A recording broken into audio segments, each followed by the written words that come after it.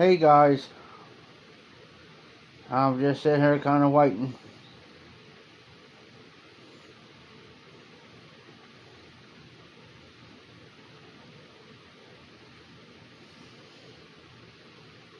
Well, we got two in the house.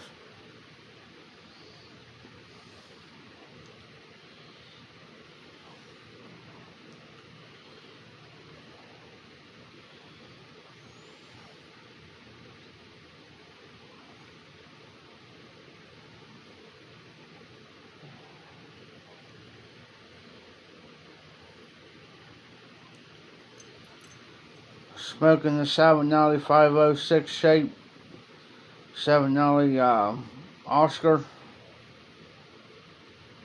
and then Carter Hall.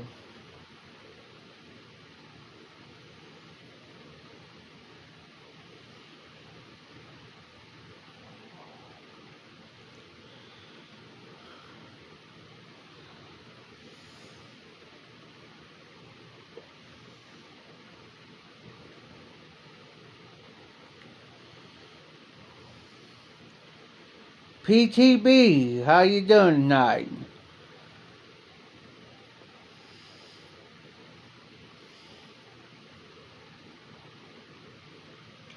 I hope you're well. I hope your day went great.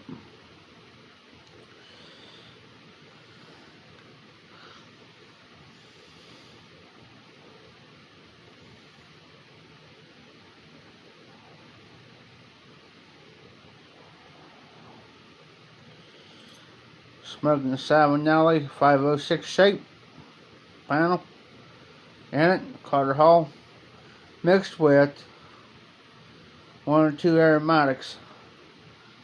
I forget which one. Well, it turned out pretty good. Hey, Paul.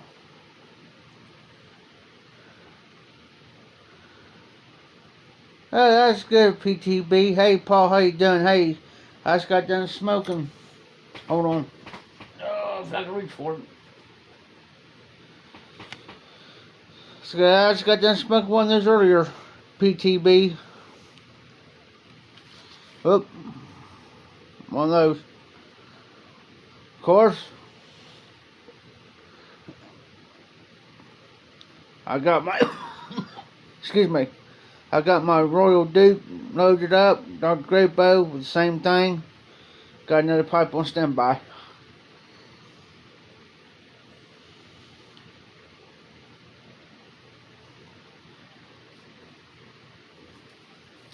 Hey PTB, did you use a cigar cutter?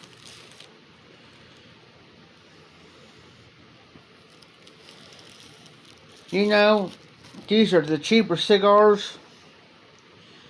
But I found out if I cut that cap off, they're 10 times easier to smoke.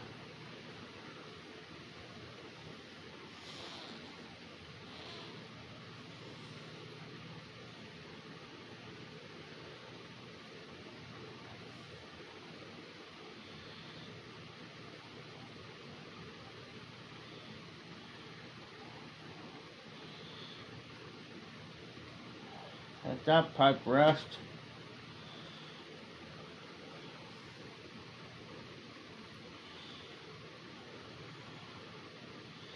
Usually I'll smoke one. Sorry about the glare, guys. See if that helps out any.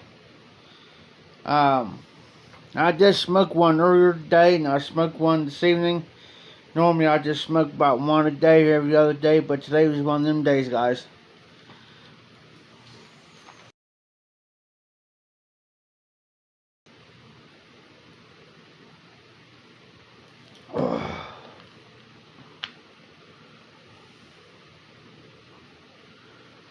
No, nice. I never heard of that type of cigar. Oh, hey guys, listen up. I just got the new Pipe and Cigar magazine. I don't know if you can see it or not, but it's for April. I'm going to crank my light up some here so you can see what I'm about ready to show you. Guys, keep an eye on this.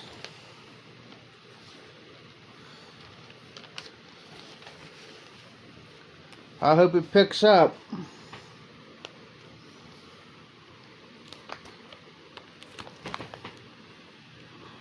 Coming soon, guys. Cascade. Right here. It's coming soon. Check it out. Pipe and Cigars.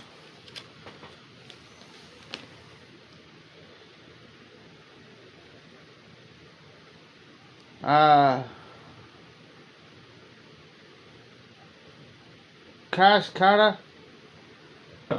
Cascadia.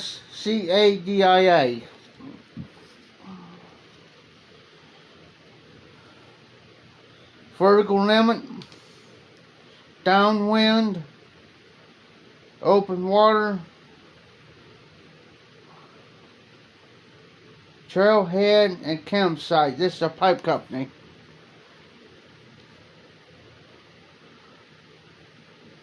Oh, nice, PTB. Hey, Jose. How you doing tonight, brother? Hey, PTB, that's nice.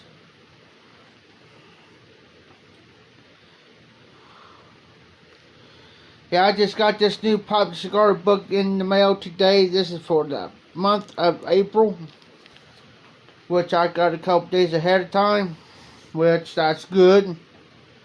And when something comes up, which when you guys are one of the lives, I can flip through the book real fast.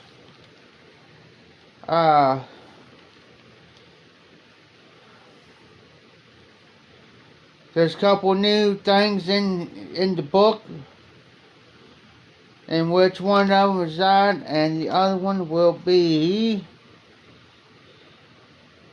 Jose. I had a good day today. They came through and sprayed for spiders, which I had to leave for 2 hours, and which I had to go in town today anyway, so I'm sorry about the little bit there. I'm in my chair tonight, guys. Of course, McBurn came out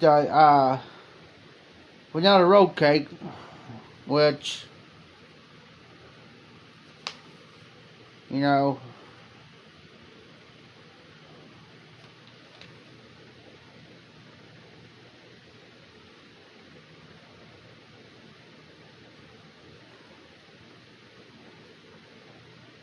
oh, tell you another thing too, guys.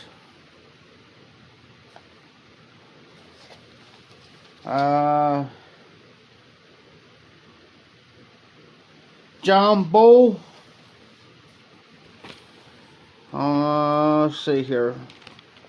See how I can do this. Well, check it out. John Bull pipes just came out. John Bull, brand new pipes, guys. New line. So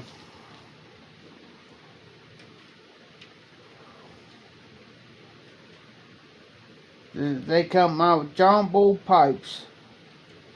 Got the Sandblast, the Smooth, and the Father Christmas 2020 pipe. So I'm giving you guys a little bit heads up here on what, and you can probably check out the website too, guys.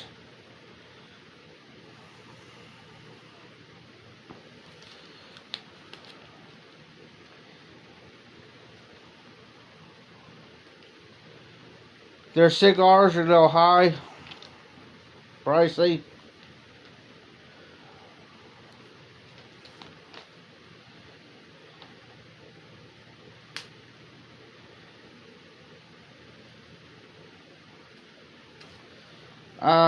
On their Matchbox, they got the Bourbon Street match. These are all matches, guys. They got the Bourbon Street, the Match Victoria, Match 20, the VIP, the Flying Dutchman, the Match Revelation, which Revelation is the one that Albert Einstein smoked all the time. That's kind of a popular blend.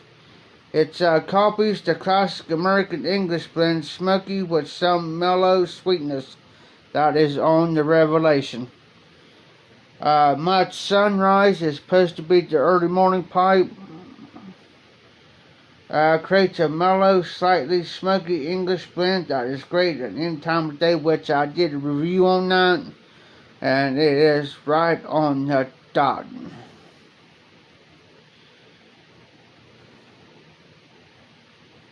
Now, the Match Amphora, I did have the Amphora. Morgan. Hey, Morgan.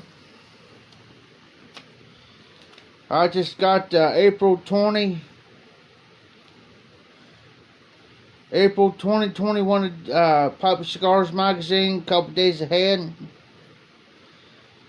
John Bull tobacco, not come out with John Bull pipes. Brand new.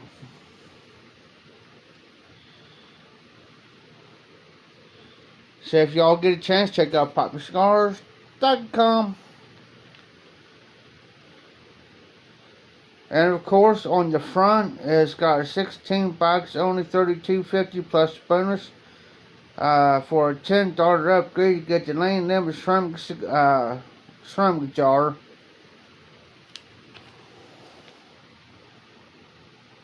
$32 for the 16 ounce. If you get a $10 upgrade, you get the jar. Which I do my own jars. You know, I get them cheaper for $1 a piece. In my review, Jose, I did the Match Sunrise. In my review, if you go over to channel 9, which is supposed to be the same thing to Early Morning Pipe, which everything's on the dot, on the money.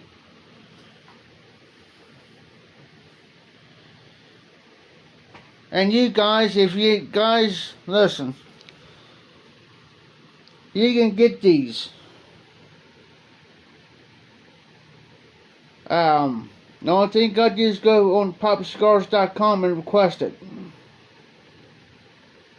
and you'll get one of these straight in the mail.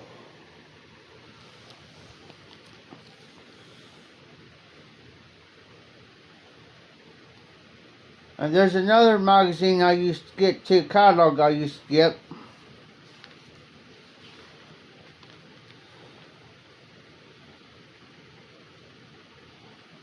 Hey guys, they even raised the prices up on the corn cobs. But right now they got them on sale.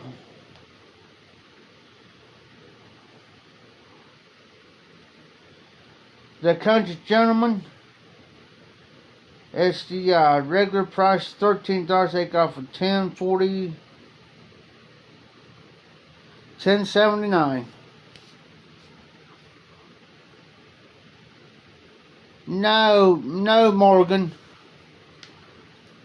Just go to, if you got an app store, or go to Google or the App Store and type in Prism, P-R-I-S-M. P-R-I-S-M. Download it. Okay? After you download that, then I'll tell you this way too, then download YouTube Studios. Okay? We go to your prize and hit and then hit it. It'll come up. You'll see a thing in white down here. It'll be down like the bottom of your screen, like right where my finger is, right in the middle. It'll say ready. It'll be white. Hit it. And once you hit it, it'll say new broadcast or chat. Make sure it's on the new broadcast. Then hit it again. And then you can put in, there should be a line like right up in here, should be a line where you can put your text in, whatever you want to put in. Like me, I could put late night with the Howard Piper. And then down right where that button's at again, you'll say go live. Wait until it turns yellow. Once it turns yellow, hit it. Now it may take you over to YouTube Studios. Once it takes you over to YouTube Studios, you see up here in the corner, like where my finger is, you should see your little live thing. Okay, don't touch nothing. Then over here in this corner here, you should see your live pop up, your live feed. Once that pops out, swipe back over, and you should be on your on the Prism app. Then hit go live again. Then it'll count you down 3, 2, 1. Then you're on. And that's it. You don't touch nothing else. And I can sit here and see everybody's comments.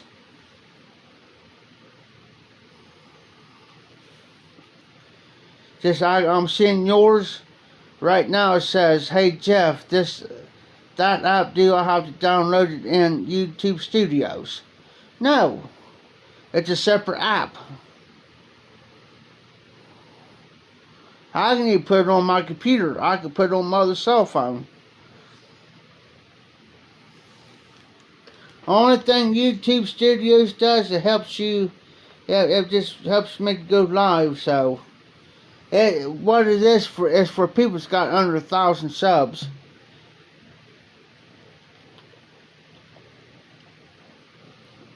If you're under 1,000 subs, then you can. Because anybody's under 1,000 subs can do it on their cell phones. But once you get that, I know Tony uses it. and I think Yardism uses it. I use it. A couple other people I know use it. There's like about 4, 5, 6 of them uses that app. Anytime, Todd. Anytime, brother. Once it may get a little confusing at first, but once you do it a couple times, it shoot by the breeze. But what I do, this is what I do, guys. I watch for everybody else's lives at late nights, because everybody's on the schedule through the week. The only reason why I'm kind of doing this, because I know all Brought Up does his about this time of the night, and of course he's doing his test, so I just kind of filled that slot in.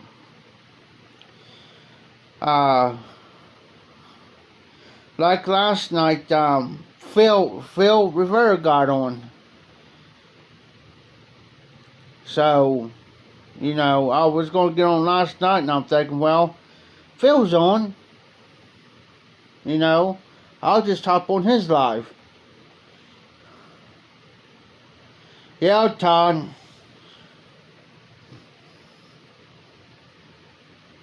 Yeah, it ain't nothing to it.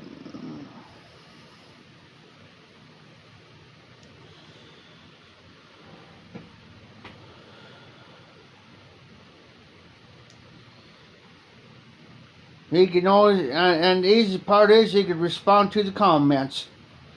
Don't have to type. He can, just like Jose. He says, I hope you can do your live stream soon, Todd. Looking forward to your first show. And here's another trick, Todd, I'll tell you. Say like you're going to do a live, say like 11 o'clock like right now. Around about 2 or 3 o'clock in the afternoon, do a video, say, hey, I'm doing the video. Hey, Steph and Skip. Hey, it's just one of them spur of the moment live, guys. Spirit. Hey, Steph.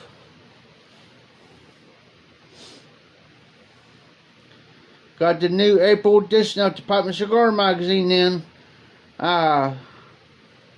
John Bull Tobacco. Now they got the John Bull Pipes out. Oh. I'll give you guys a head jump start since you're on my live. Since you guys are nice enough to come out. This is coming soon. I hope you can see it up here. Coming soon. This right here. This right here, guys.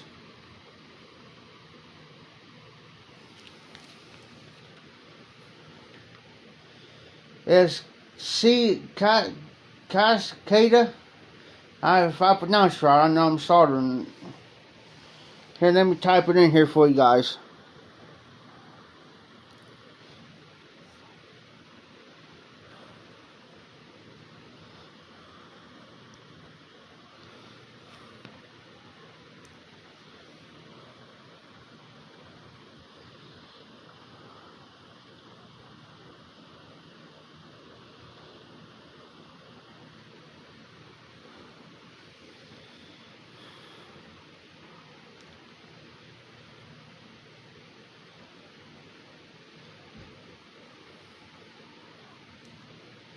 What I just typed in, guys, is coming soon to Pop My Cigars.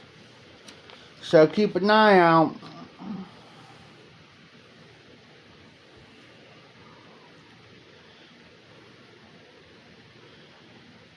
And this the April edition of the cigar book, Pipe My Cigars, guys. I just got done smoking the Savinelli 506 Savinelli, guys.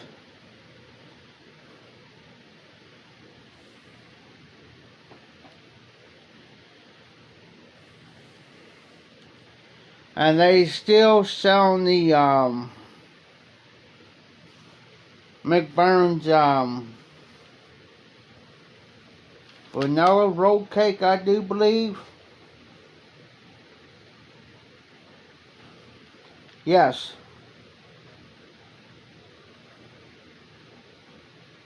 They're still selling. They got it on, say here. Yep. They still got the vanilla roll cake, guys.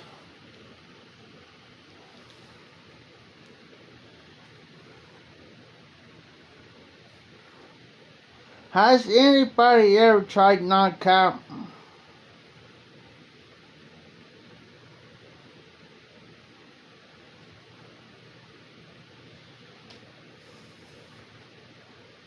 Well, yeah, I think Nightcap was by Dunhill, but Peterson's got it now.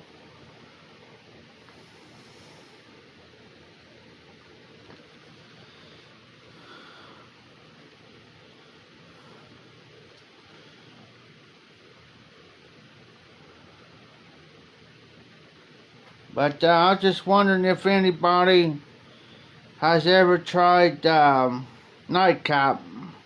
Hey, RD.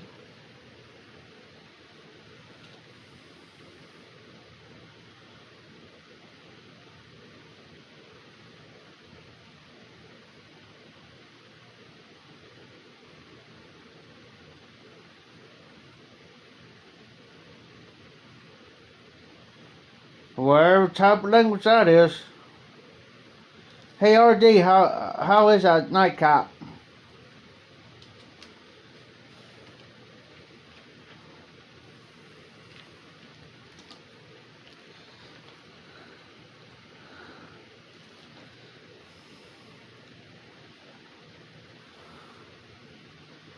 I wish they still had Dunhill Durbar. That's my number one top blend right there. I'm gonna growl at them.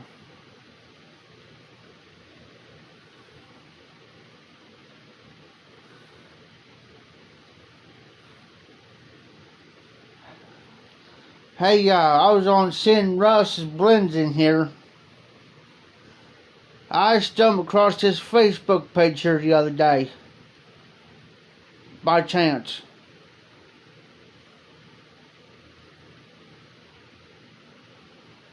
Huh. And that's very interesting, RD. Huh. Very, very interesting. You know, I'm sitting here looking at something by Hearth and Homes. They're Hearth and Homes blends.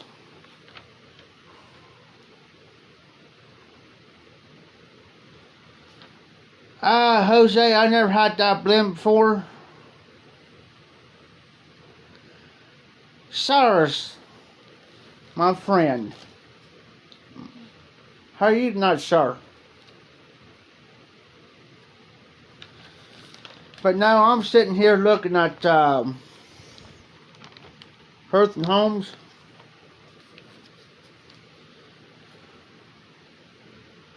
And they got a blend here. It's called caramel apple pie. I like my apple pie, but smoking it, nah. Nah. Hey guys. That's good, Cyrus. Hey guys, if any of you all like eggnog, Hearth and Homes got it.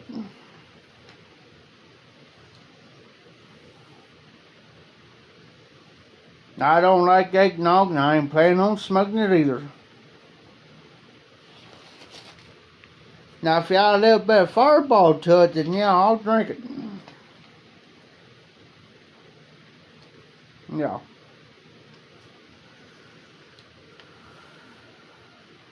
Bill, but Jose, that's one blend I never had, buddy.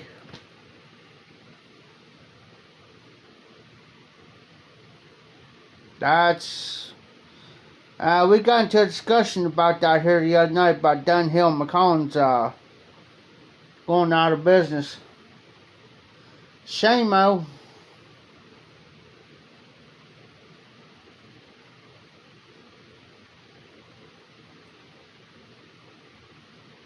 And now they're just trying to make these... See, I was on somebody's live about that. And one of them said,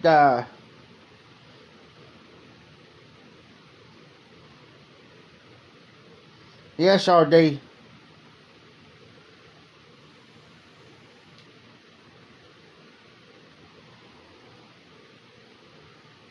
I tell you what's really good. If you guys really want to try some good stuff, is caramel apple Crown Royal.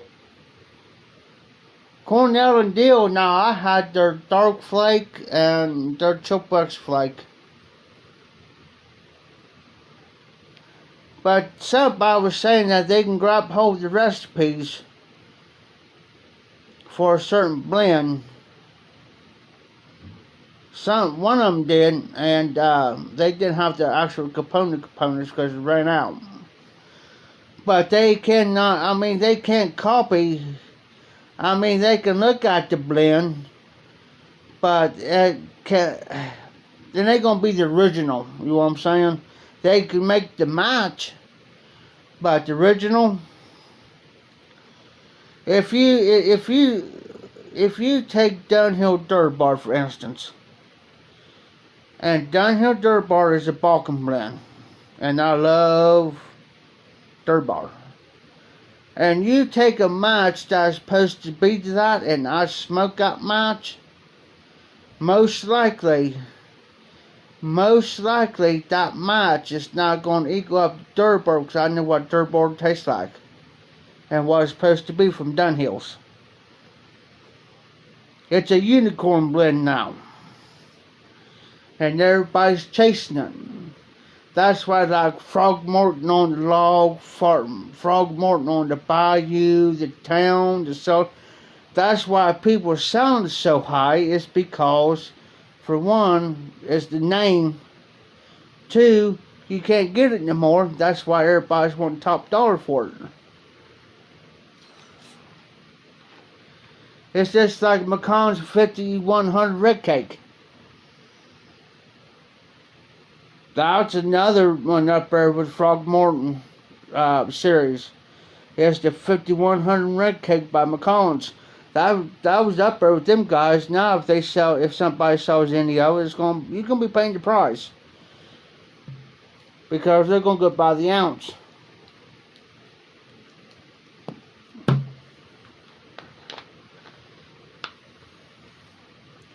Now, I seen somebody here, I think here about a month ago. Matter of fact, because I uploaded this one tobacco this tobacco thing on, yeah, they did, Jose. But it ain't gonna be the same, really. I mean, they can come maybe that close to it. But, you know, they may come that close, but not that close. Maybe this close. Because if you take a tin of the original, and you take a tin over here that is maybe by Peterson or Sutliff or McBaron.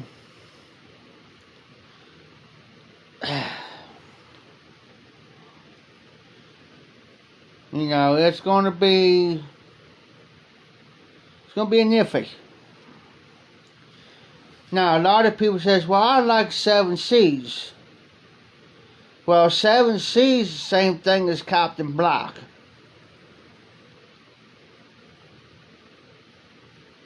That's the only difference.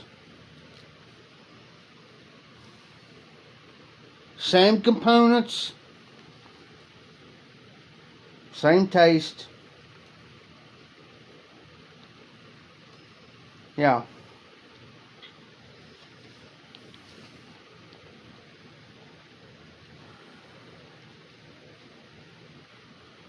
I had the crumble cake, I had the 3 nuns, or the golden slices, 4 generations. Just about all the 4 generations I had.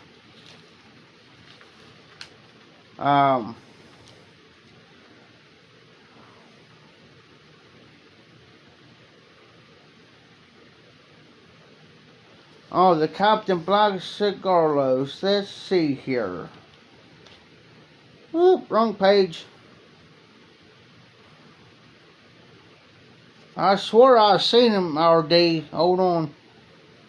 Yeah, you're almost tempted.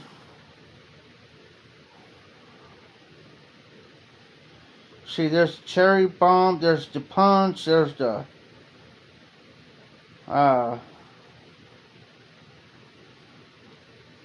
ice cigars.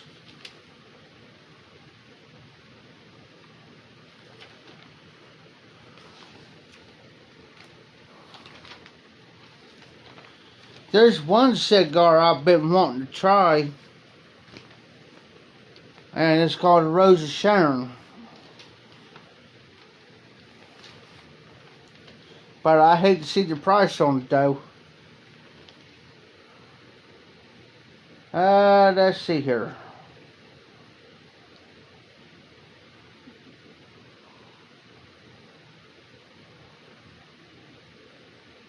Well, read on these pages.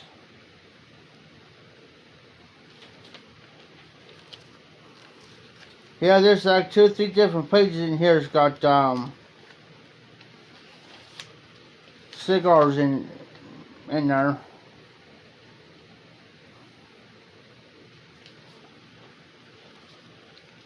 I was just seeing if Papa Cigars carried them.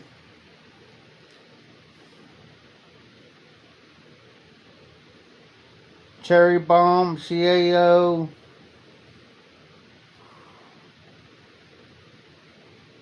Drew Estate Cigars.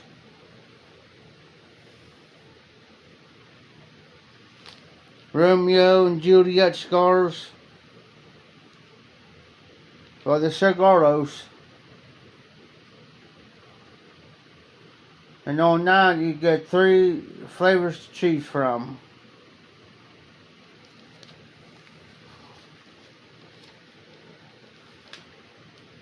And it's only for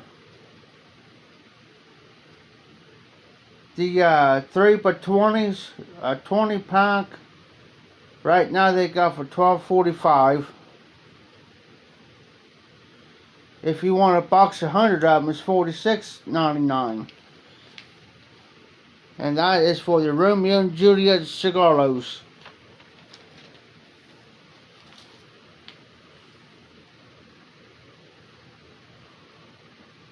Oh, cool, RD.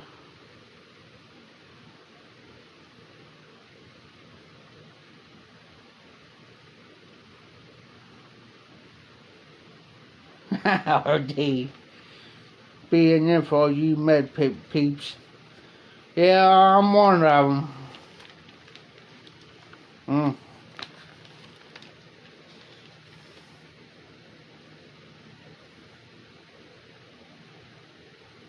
Mixture number 79. Oh, what joys of smoking that.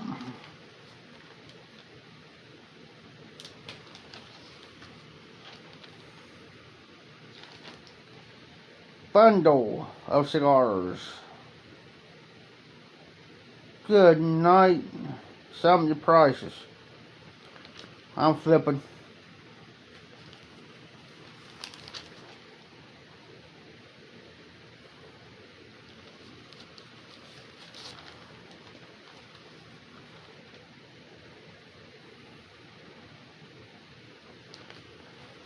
I'll just flip through the book real quick, guys, here, see if there's anything else new. The good old Velvet, Granger, and Paulton. Yeah. Has anybody ever tried Casey Jones? Down here at the bottom. Any Casey Jones? If anybody has. I heard some talk about it, but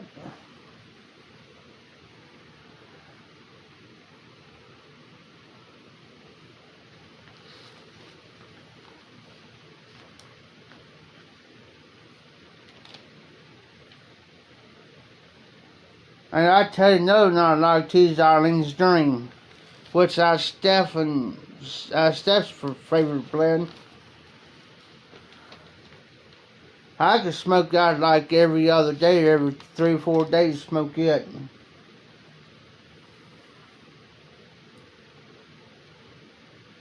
Same here, RD.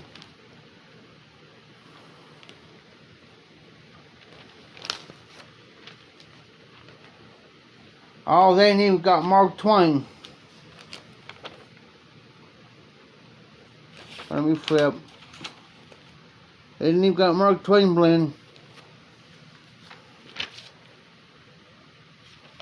RD, let me see. On Casey Jones. Where you at? Hey, RD.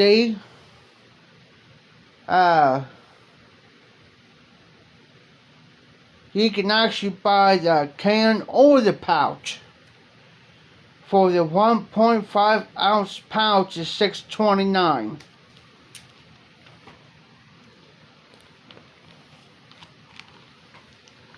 Where you at? Right there, RD, where my finger is. I don't know if you can see it, but one for $6.29. You could buy the pouch for $6.29, or for a 12 ounce can it's $41.99. That's for any brand.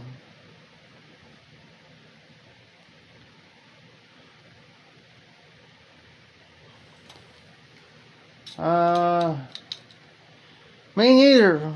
Until you said something, if they did just can only, Yeah, I'm just overlooking until you said something to the South Canzoni, so that's why I flipped it back to that just say. 620. It's $6.29 for 1.5 pouch. Any flavor, any type they got. $41.99 for a 12-ounce can, and that's for all blends. There's the Casey Jones Last Ride, Casey Jones Heroes Blend, and Casey Jones Beyond Brave. Okay, RD, for the Last Ride, it's a sweet and zesty blend that won't bite. Made of Green River Burley-based black Cavendish, Burley, Virginia. Last Ride is as easy on the tongue as it is on the wallet. Okay, here's the Hero Blend, combined of sweet, zesty, bright Virginia with fine quality American black Cavendish that is slowly steamed to perfection. The most recent addition, the newest one, is Beyond Brave, a richly aromatic blend of Burley, Virginia black Cavendish with a smooth, sweet flavor and a vanilla caramel aroma. That's Beyond Brave. Beyond Brave is the newer one. It's an aromatic and it's vanilla caramel. That's up my alley. That's just right up. That there, yeah.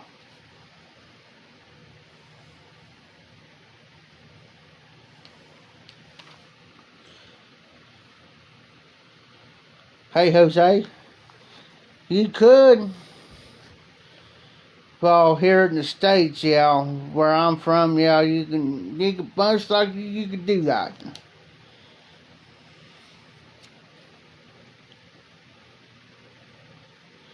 Any like, let's see here. As far as I know, on the Casey Jones, them 3. Let's see, Virginia's. On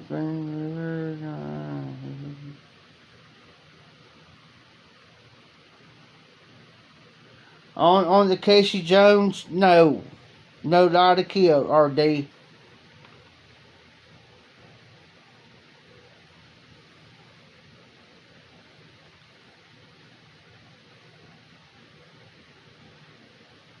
The first two, the Last Ride and Heroes blends, more sounds like the way it's reading is more like a Burley based. Burley and Virginia's. The Last Ride and Heroes blend. And then Beyond Brave is more of an aromatic. It's got Burley, Virginia black Cavendish with a smooth, sweet flavor and a vanilla caramel aroma. I know that's a bummer.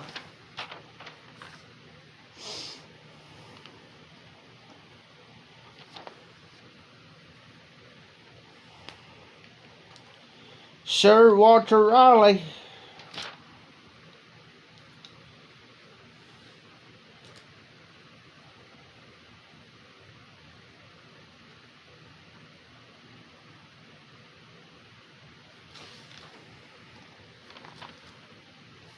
I know it's a bummer.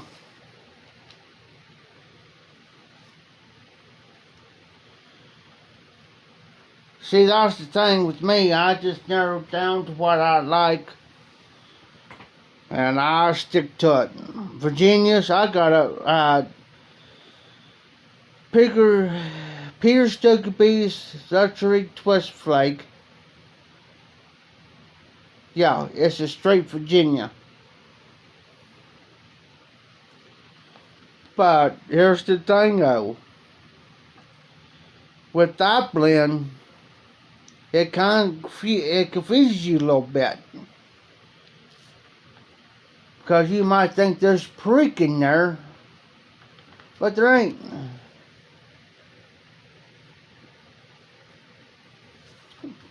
Now think about that.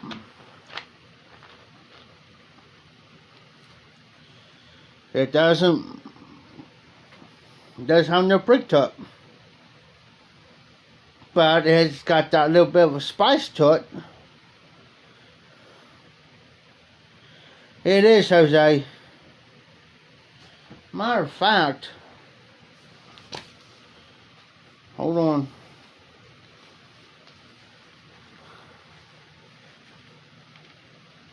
Since you mentioned that, Jose, that's something caught my eye. And down me sitting here overlooking it. That there is all Peter Stokkebye's, guys. All Peter Stokkebye's. Let's see here. Luxury Twist Flake. This is made by rolling Virginians in the logs. Press them together for a unique take on pressed tobacco. Smooth, mellow, and sweet.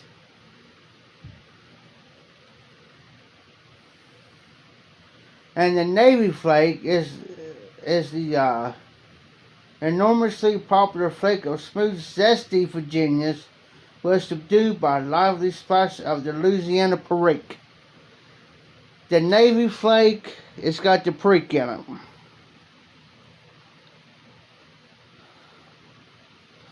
Hey, Jose.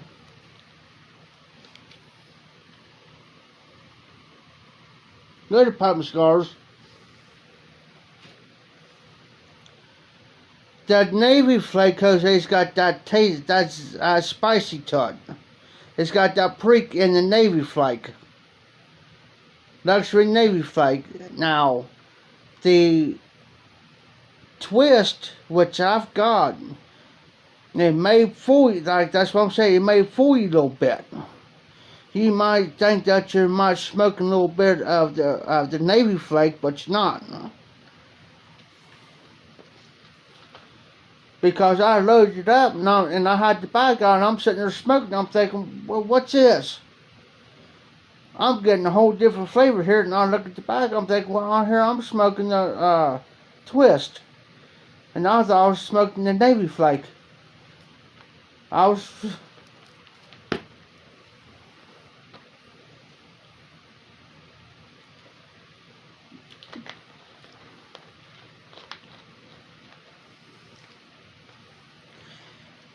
Well, hey, Jose, go to Pop Cigars, tobacco pipes, 4 noggins. Because sometimes you got to check each other's retailers out and see if they got them, because smoking pipes may not have it, the other ones may have it in stock. That's what I always say, stock up. If you can get it, get it.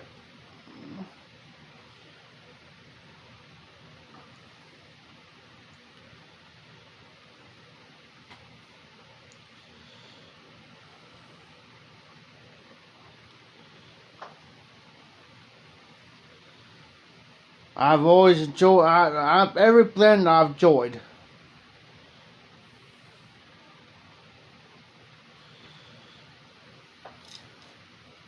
You're smoking the Dodge Greybeard Royal Duke Rusticated Bulldog with,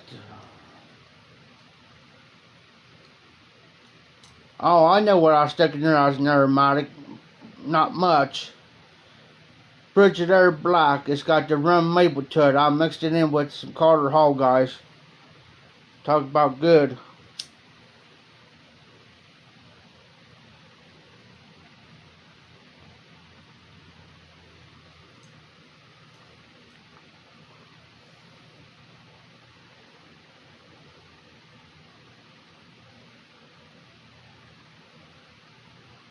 I get that white peppery, Jose, in mine.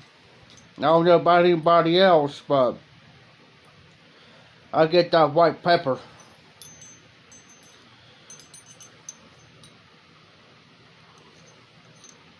Of course, once you get so used to smoking Periques and all the kids so much, and the Virginias and stuff,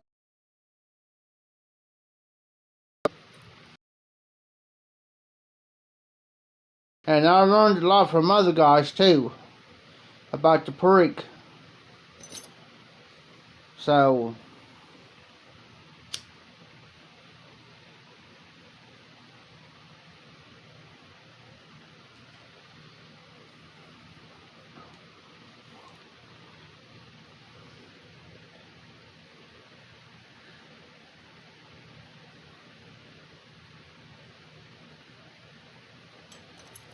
Sure, hey Morgan, I can do that for you.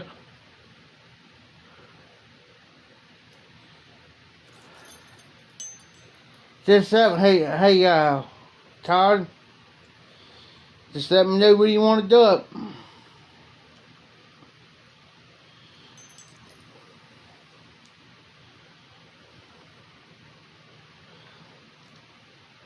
There you go, RD. I agree with you. That's why I don't like. Now, the twist is straight Virginia. Now, I'll mix something with that, like Birdie Light without a bite or something with that.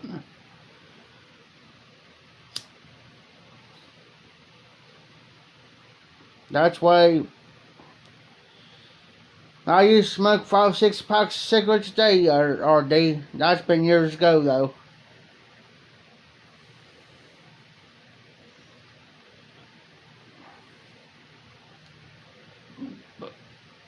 Yeah, Morgan.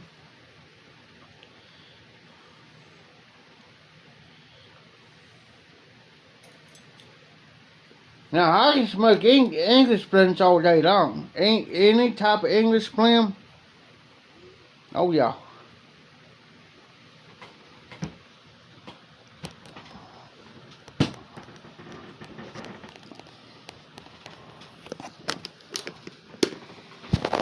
Sorry about that. I don't want to make nobody dizzy, guys. Please go to my table.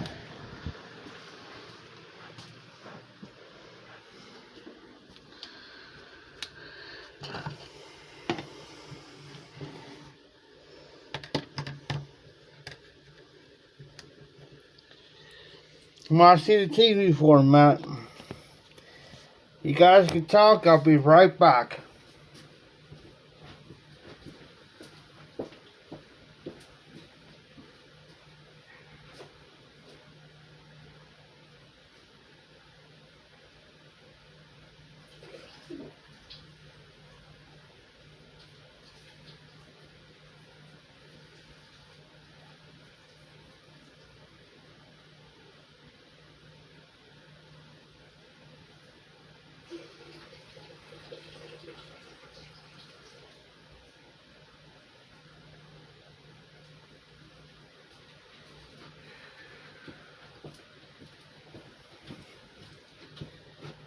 I'm back.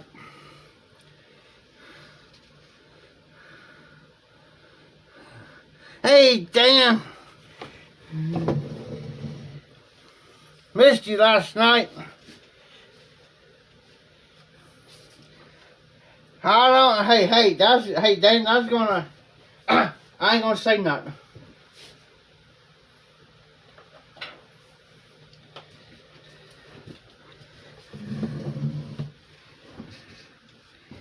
I am not going to say a word, Dan.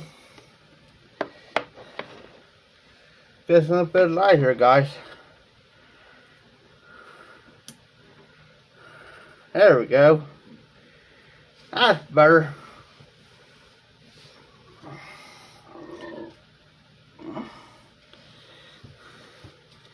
Oh, he actually measured it. RD.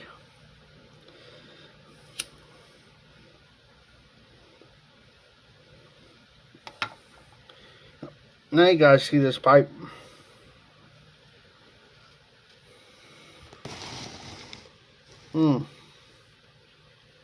That's better. You guys can hardly see me over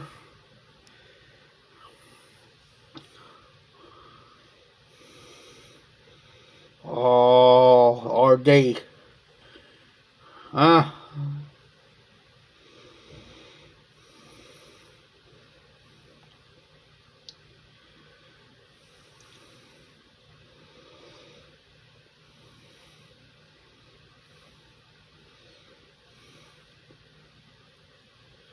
I understand that, damn. I understand that, like I always say, sometimes life gets in the way sometimes, and things happen. And we all understand.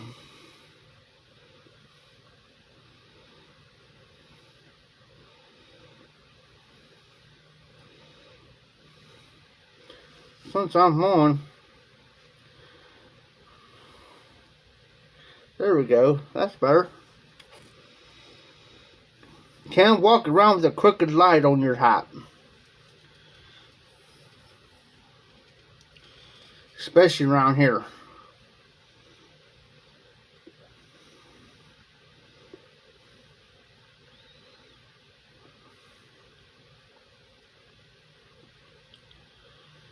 You know, I never had salami. And everybody's talking about how good that is. Never had it.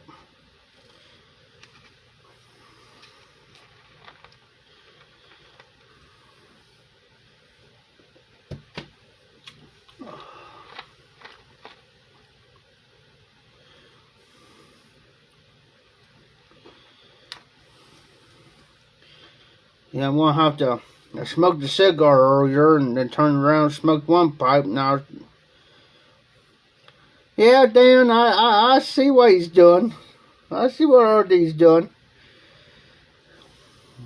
He's trying to get you all worked up on the cherry blends, in which cherry is cherry. Nah.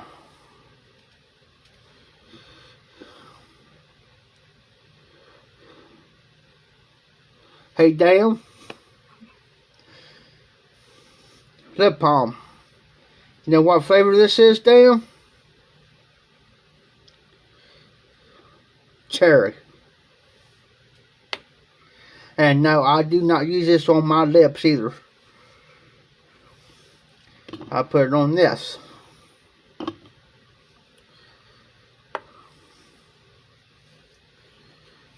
Or sometimes I don't even stick it up around my Zippo. Up around on both sides of my Zippos and stuff.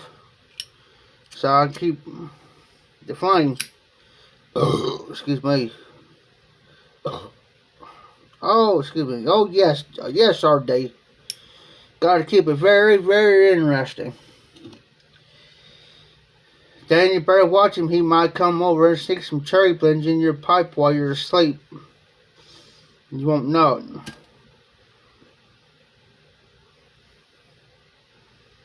He might put some cherry down in the bottom of your bowl and then rest up with Dunhill Door Bar, and you wouldn't even know it until you almost get halfway through the bowl.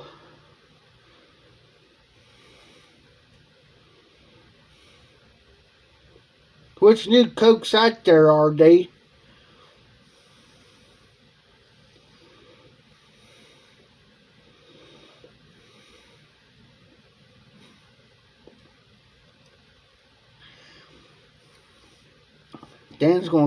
I was gonna say, Dan's gonna kill me.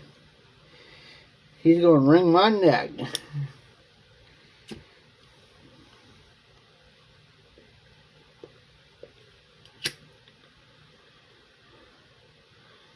RD, you don't put Coke and coffee together, man. That don't even sound good. That'll give you caffeine from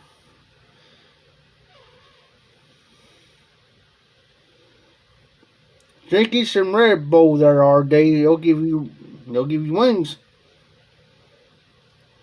That's what I've been told.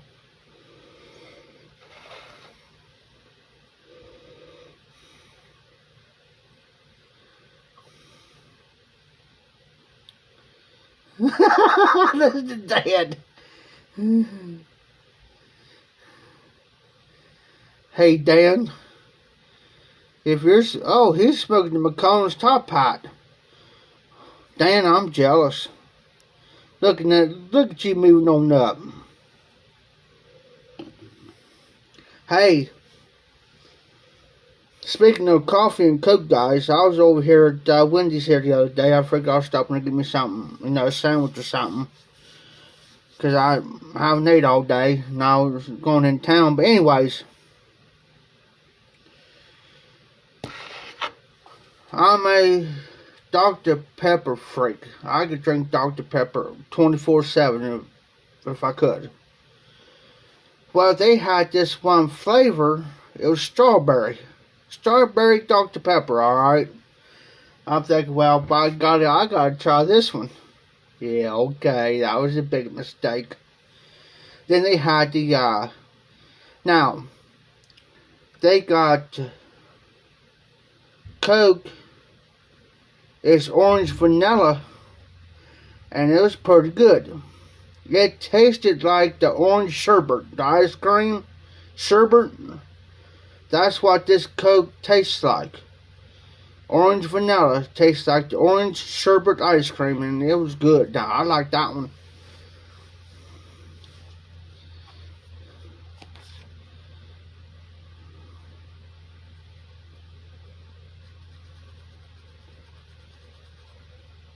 See, I mean, that just tastes just identical.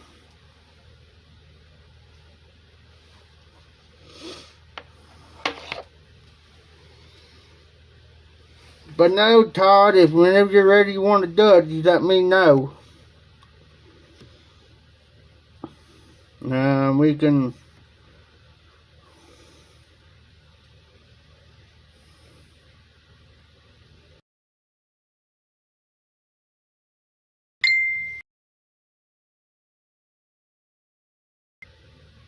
Now,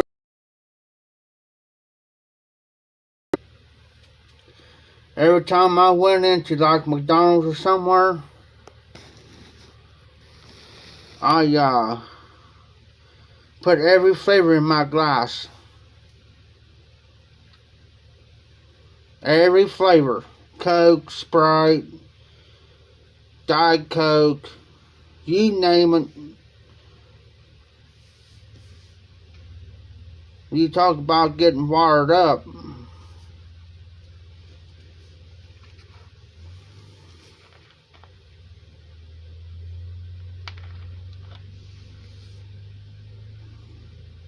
Hey, RD, I agree with you. I agree with you.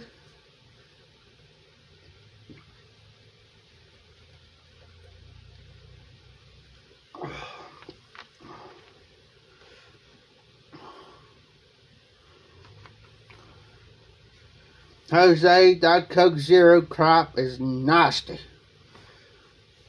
A friend of mine had me, here, Jeff, here, try this. This is pretty good stuff. I took about 2 drinks of that. Took the rest, it was a 20-ounce bottle. I took the rest of it and poured it out. He said, well, man, he sounded like an auctioneer. I said, it's nasty and you're not. I said, no. That's of the devil. Coke Zero is of the devil.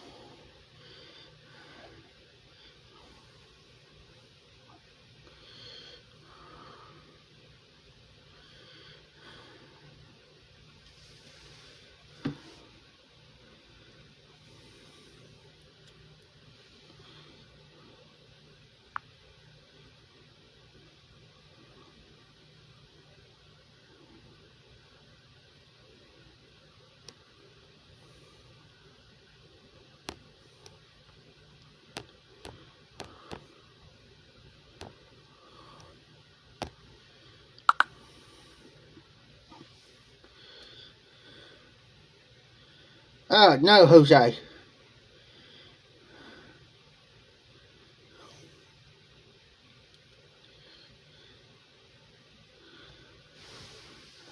Hey, Dan. Strawberries on a cheeseburger.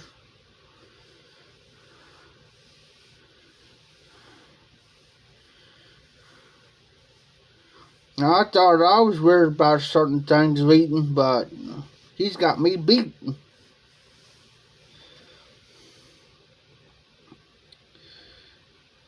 Hey, RD, that coffee Coke is good, man. You know you like it.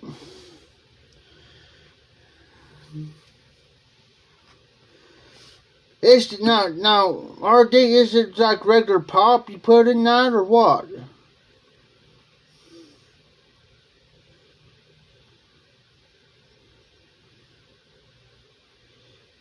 I mean, is it regular pop with coffee or I mean, I'm just asking because I don't know. That's why I was asking the question. No, Morgan, I will not touch anything that's got cherry chocolate in it. And maybe the cherry, but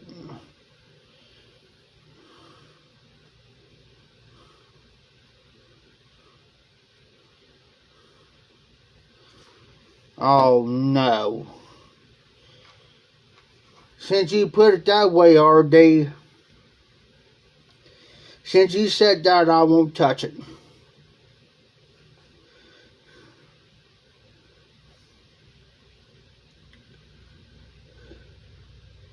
Hey, Jose, when I used to work at McDonald's on maintenance, at McDonald's, good though, that's been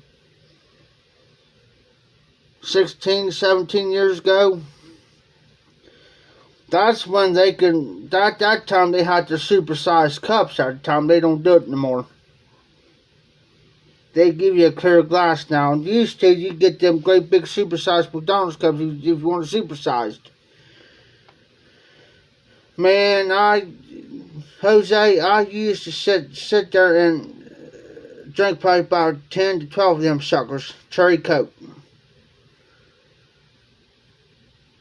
Them supersized cups. Especially in the summertime, I used to drink about 12, 13 of them glasses. And they told me, Jeff, you're going to die over. Nah.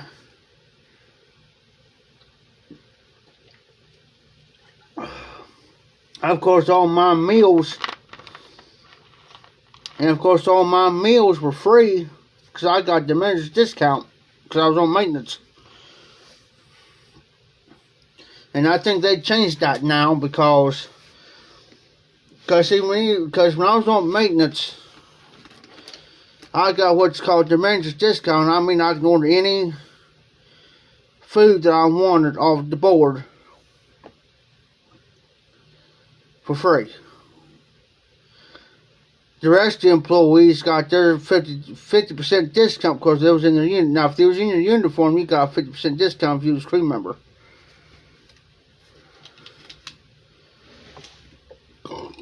I got the same thing every day. Double quarter pounder of cheese, fries. I already had my drink.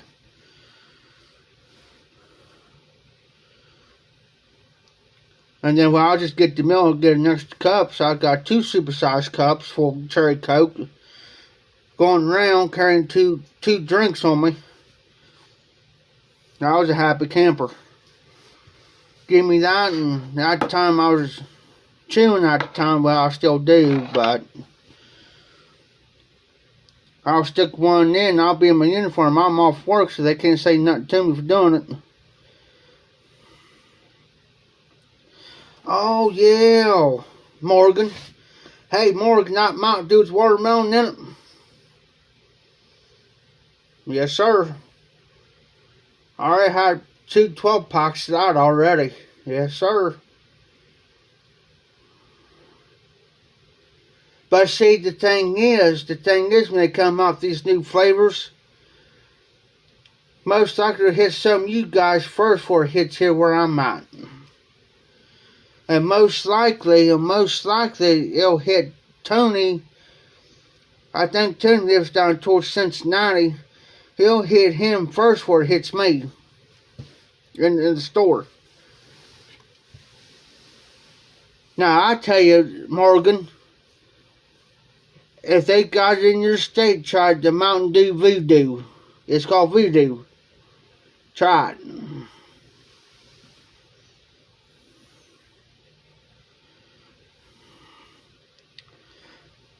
Hey, Dan, that is good. You get that Mountain Dew flavor. It's like the Mountain Dew and the watermelon. The components are like the components are even. It's like a tobacco. You get that even components in there, and it's just right. That's what that is. You get that sweetness flavor of the Mountain Dew, plus you get that real good taste of the watermelon at the same time. It's like It's like they go half and half. Oh yeah.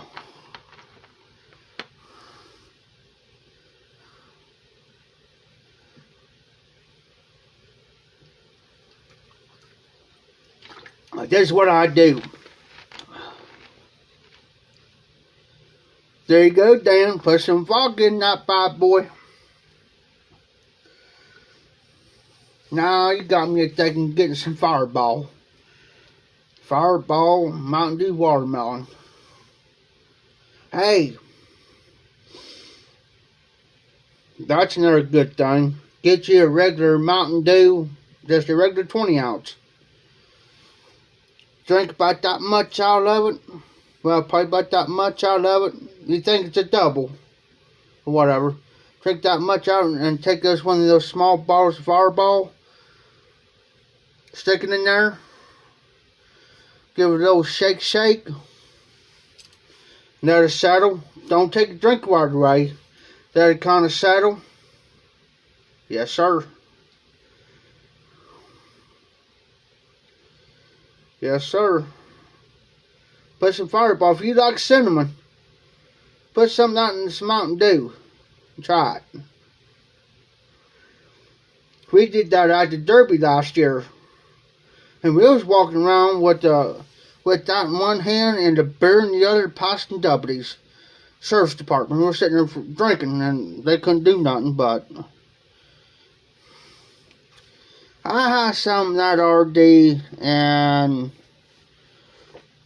I tried it one time. It's not up my alley. Old Crow. Give me some Old Crow or see, there's another one. Crown Royal Apple or Caramel Apple.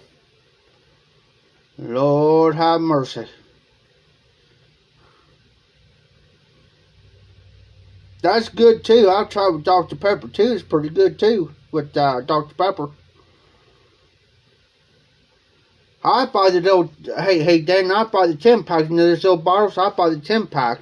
Comes to 8 something. That's just enough for me around here. You know, it's just the small bottles. I can take one of those and get equal to a double shot, not a single shot, but kind of almost to a double. I can put that in one of my glasses and pour pop in it and Dr. Pepper, whatever, and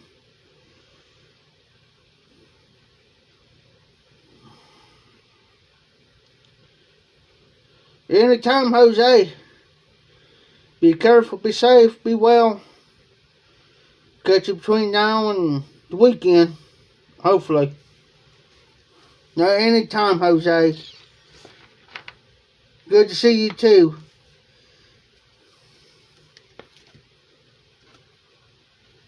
Get that piece of paper off.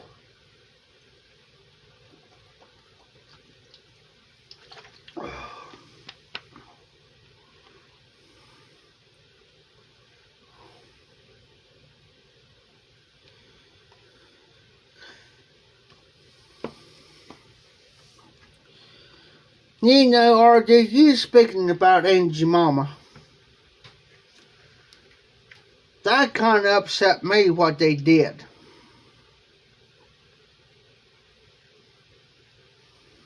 That just burned me. They took her name and everything off the pancake syrup. All because of a different color of skin. That ain't right. When I was growing up as a kid, I didn't know what the color of skin was. Because my parents never brought that up. Never did. I've always been raised to treat everybody the same.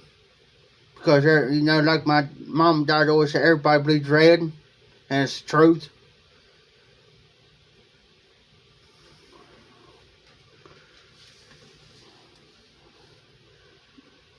I just wonder what's going to be next.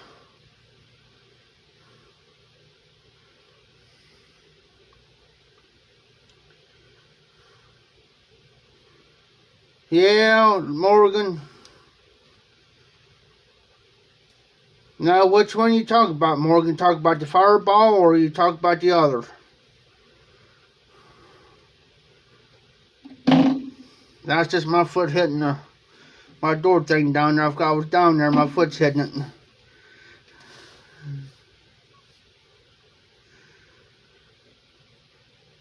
The fireball tastes like that hot cinnamon candy to me.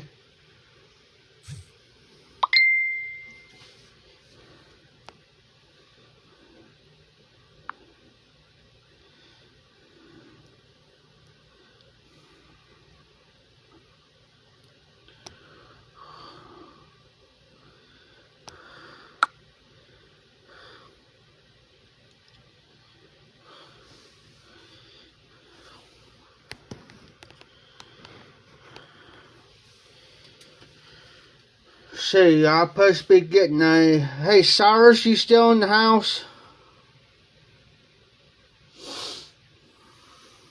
There you are. By the time I say his name, I look down, there he is.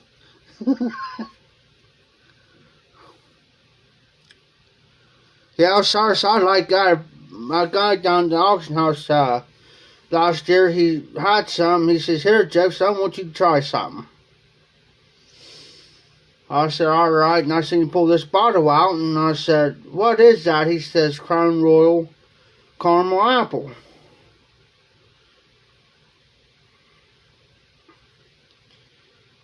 And I said, "Oh, since you speaking of apples and you speak of caramel, that's right up my alley." So he gave me a shot, a double shot, shot that down, went right down real smooth. And I passed that. I said, "Pour me another shot. Pour me another shot in that glass, and then I'm good." You know what the sad part about both my grandparents, my grandfathers, that I never got to meet them. I still have both my grandmothers, but both my grandfathers passed away before I even got a chance to meet them. My dad's dad, on my dad's side, my grandpa on my dad's side, which would be his dad. Excuse me. He was born in 1890. And I'm trying to think what year my dad said he passed away. I think it was in the 50s, late 50s, early mid 60s, somewhere in there. I knew where he's buried at. And he had no,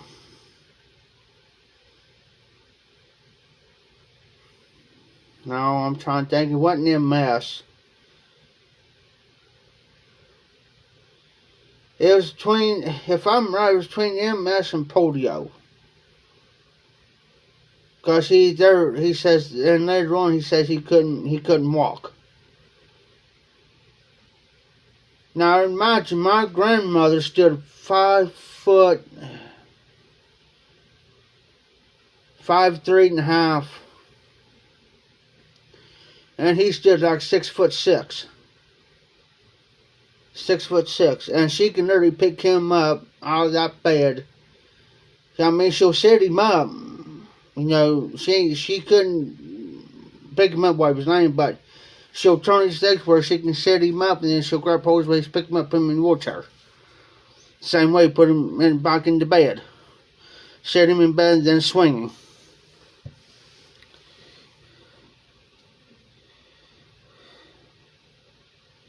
Buffalo Trace. I'm going to see. We do got a liquor store here in town. I will see if they got that, Dan.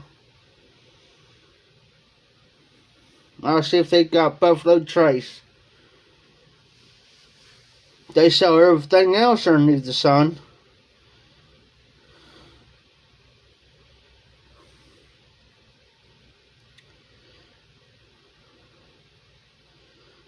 You know, speaking of that, Dan, I went there one day and I said,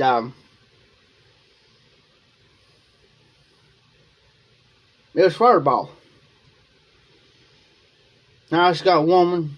I searched, looked over, searched and searched and searched. Because there's a wall starts back here and goes all the way around all the whiskey you can think of, and they got like 2 rows, actually 3 rows of shelves plumb full. I asked her, I said, "You selling Fireball in here?" "Well, no." "Huh? And here you're a liquor store and you don't sell Fireball?" "No," I take that back. It was Hot Damn. That's what I was looking for. Hot Damn is about like it's like Fireball. But she says no.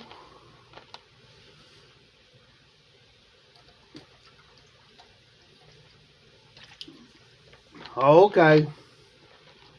Then I seen the Fireball. It was on. I said, never mind, I found what I was looking for. You know. But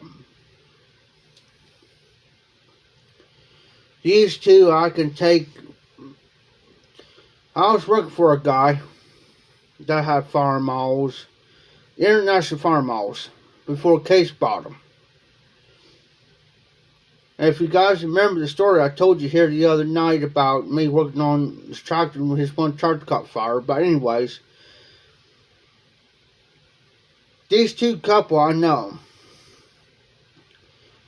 Well, he let them stay up the road up in the camper because it's their anniversary and they didn't have where they didn't want to spend out too much money. So he got this big old bottle of apple pucker. I mean, it's by the gallon. And it was in the gallon glass jug with the little loop there. Stick your finger through it, turn it sideways and drink. But I was up there one day. He wanted me to go up there and take care of some stuff, and well, he made a mistake of telling the guy I was working for, Steve. He says, "Yeah," he said, "I got a gun up here. I'm planning on shooting him." I said, I went back to understand. Steve was telling me about it, and I said, "Seriously?" I said, "Can I borrow that 20 gauge in there for a minute, Steve?" He says, "Yeah, why?" I said, "I'm not going to do nothing crazy, but anyways," I said, I'm going to go up there and fire up a couple warning shots up in the air." I said, "I'm going to spook him." He says, "All right." But I said, "I'll do it in the morning." He says, "All right, Jeff." So I got up. Well, I wait till he got up. He brought out the 20 gauge, and I brought some. I thought he brought me out some, the buckshots, the buck shells. And I got to look now. I looked down. I said, "Steve, these are deer slugs." And it's a single shot. He brings me out a whole handful plus a box of them. I said, "Steve, I don't need a couple." He says, "Well," he says, you got to go up there." He says, "Take those up there because," he says, "the way he's threatening like that, man," he says, he says, "if he brings a gun out," he says, "fire a warning shot up first." And he says, "Then you pull that shell out, stick the next one in there, and you let him know the next one's going in him." Well, they had this whole gallon of apple pucker. And what he didn't know was I had the shotgun, sitting inside the big. He had this great big yard barn, had a loft up there. Man, you can make a living quarters out of this, and that's what I done to it. I made living quarters out of it for me. I had everything there that I needed. So he comes out, and I seen this gun in his hand, and I'm standing next to the door. Oh, excuse me, just like I had the thing loaded. So I said, "What you gonna do, Rob?" I said, "What's that gun for?" I said, He said, "Oh, I'm going." I said, "Yeah." I said, "What you gonna do? I'll pull that gun out." Well, I had a shirt, and I guess had pockets to it. So I already had me some shells already stuck in there. I said, Rob, put that gun away. And I'm very good to this point. I said, Rob, put that gun away, man. I said, you ain't going to shoot nobody up here. I said, I'm telling you, you better put that gun away. I said, I'm not afraid to shoot you. I said, dude, I said, I will shoot you right between the eyeballs. I said, I don't care. But anyways, so he thought I was bluffing. So I pulled the hammer back and I fired. Popped up a warning shot up. Well, they heard it down there on the other property. Popped that shell out. I stuck another one in. Cocked it. And I want to go down there and grab that shell because I didn't want him aiming that gun at me. So I didn't pull the hammer back or nothing. But I had my thumb on him. About that time, here comes Steve, his two of his boys. Come up there and Steve looks at me and he says, who fired that shot? I said, I did. He says, I figured it was you. He says, he looked at me, he says, he said, I know for a fact you would not fire that gun unless there's trouble, unless there's a problem. He looked over and seen that gun in Rob's hand. He told Rob, he says, Rob, put that gun down now, man. He says, you ain't gonna shoot nobody on my property. But then Rob was trying, but he aimed that gun at me and he fired, and Steve says, no, I know better. Jeff wouldn't do that. Jeff would not aim at nobody and mean to shoot him.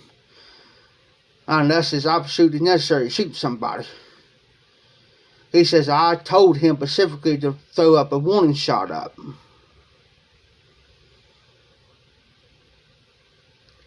So, by the time Steve was talking to him, I took that shell out and put it back in my pocket. Steve says, is that gun loaded, Jeff? I said, no. I said, I just took the shell out. I said, the gun's empty. It's clear. And I put the gun back in the... No, I took it up to his truck. That's when he asked me, he says, is that gun cleared? And I said, empty. I said, yeah, it's cleared. I said, matter of fact, it's sitting in your truck right now, Steve. I said, the gun, I said, there's no shells or nothing in it. I said, it's in your truck. Well, finally, Steve told me, hey, you guys got to get off my property. You know. Well, they left this whole gallon of apple pucker. Well, they didn't take it with them. Because I went ahead and left with one of his boys go back down. He told me to go with one of the boys back down to the property. And Steve had his gun on him. Steve had his 9mm gun on him. And he had it drawn. But he wasn't pointing. He had the gun drawn. Just in case, because he told him, right, they always call me Hank. And he told Rob, he says, you ain't gonna shoot Hank. Hank's been awful good to you guys, been awful good to us, been good to you guys. He says, well, I don't know why you want to shoot him for it, but he says, as long as I'm standing here, you ain't gonna do nothing to him. He said, he looked at me, he says, Hank, get in the truck and go down on the property. He said, I'll be down there here in about a couple minutes. Well, they left. I wound up with, he brought it down to the house. Here, Jeff, take this. I said, where's this come from? He says, you had them scarce doggone bad up there. And I had them scarce bad up there. That they forgot it. They left it. A whole brand new bottle, maybe 1-2 drinks out of it, and that was it. So the rest of the time, I'm sitting on this apple pucker stuff. I think, heck yeah, free bottle, full gallon, big bottle of it. Yes, sir. And that's how I wound up with the apple pucker. And there's been times I've walked into a bar, and I had friends.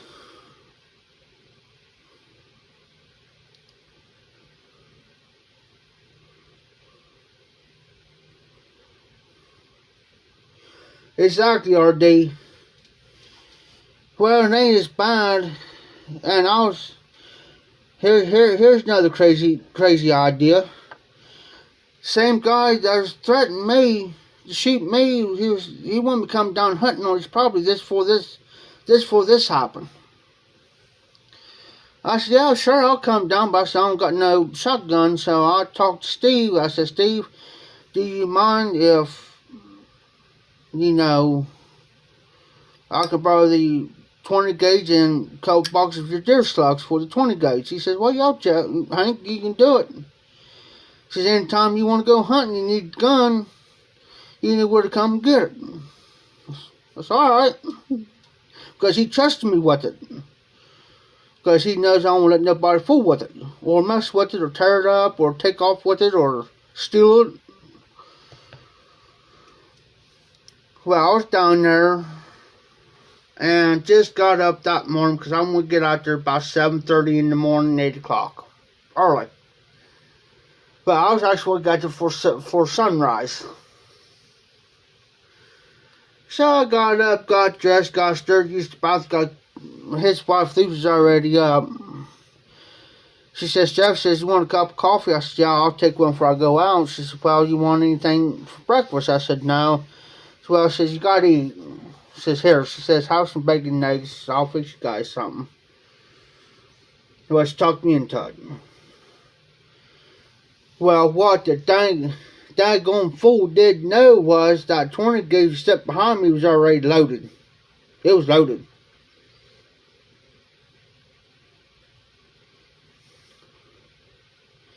So he comes around the corner with a shotgun, aiming right at me. Well, by the time he did that, something told me to grab the gun, so I grabbed the gun.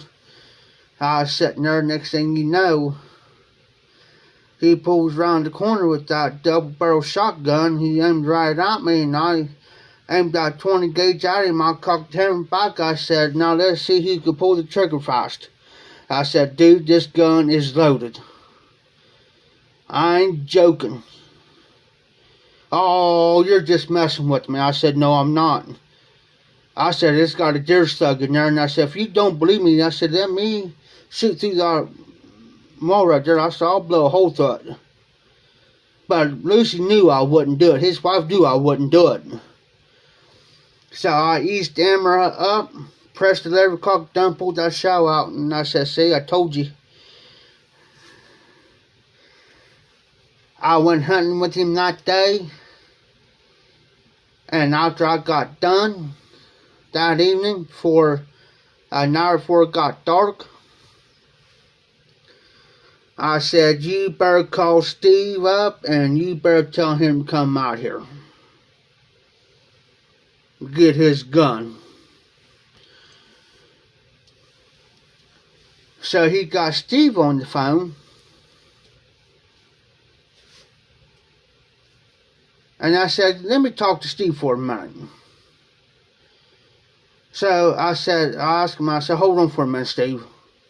This is Hank. I said, hold on. I asked Lucy, I said, can I go outside with this phone? I said, how far can I go? So if you got as far as that tree you want with that phone. So all right. So I went out there, I said, hey, Steve, I said, man, you ain't going to believe this. And he could tell by the sound of my voice, he knew something was up, and he knew something was wrong. He says, what's wrong, Hank? I said, well, this morning, I got up, got stirred. Lucy asked if I wanted a cup of coffee. Got a cup of coffee. Then she talked to me and eating breakfast of some eggs and bacon. He says, okay. Well, I said that 20 gauge was already loaded, Steve, because I said I really didn't trust him, because I knew he had weapons in the house, besides that shotgun. I said, I told Steve something told me to grab that gun, because I heard him coming. And I said, Steve, he pulled that double gauge shotgun, and I think he was getting that gun off of him, buying it off of him. I said, you won't believe he actually took that double barrel shotgun, Steve, and he pointed right at me, and I took that 20 gauge pointing right at him, and I told him, I said, let's see who can pull the trigger faster. And I said, Steve, he didn't believe me that the gun was loaded until I showed him. I said, can you come out here and get me? Because this dude right now, he knows now that, yeah, so he says, Hank, he says, you give me a half an hour. He says, I'll be right there. He says, stay. He says, where you at? And I said, I'm standing outside. It wasn't cold. It was cold, but it wasn't cold for, I mean, I could stand out there, but because it wasn't that cold. He says, take the phone in and grab that gun. Do you got the shells put up where you know? I said, yeah. I said, I know where they're at. He says, grab them. Grab that gun. Load. He says, load that gun just in case you need to use it. He says, go out there by the tree and you wait for me. I said, well, I said, if you see me, I said, flash your lights, let me know it's you. He says, all right. So he come out and flashed his lights. So I unload the gun, put the shell back in the box, make sure the gun's clear. Nothing, you know, I've been taught that from when I was growing up. Put the gun in the truck. But about that time, here comes Robbie out, and he says, he looks, where are you going? I said, I'm going back out to Steve's property. He says, why? And Steve flat out told me, he says, he looked at him, he said, did you pull a gun on him this morning? He said, did you take that double barrel shotgun and aimed it at him? Yeah, but it was a joke. He says, that ain't no joke, Rob. That is not no joke. He wouldn't know if that gun was loaded or not, and he wasn't going to take that chance. Now, he says, now, if he would have shot you, it would have been on him going to jail because, you know, because he shot you. But the only way he could have got out of it if you would have shot first and he shot you in self-defense. And I said, and I looked up at him, I said, don't ever ask me to come back out here and hunt with you again. This is it. Done.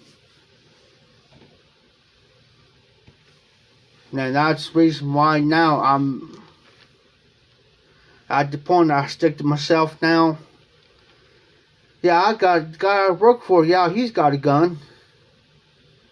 Doing fences. Yeah, he's got a gun on him, but he ain't gonna sit there and pull out a name at you. You know, it's common sense.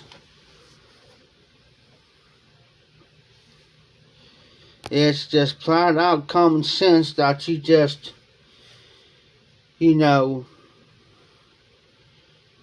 And then the second time it happened, when I was telling you about that upper pucker, that's the second time he's done it on me.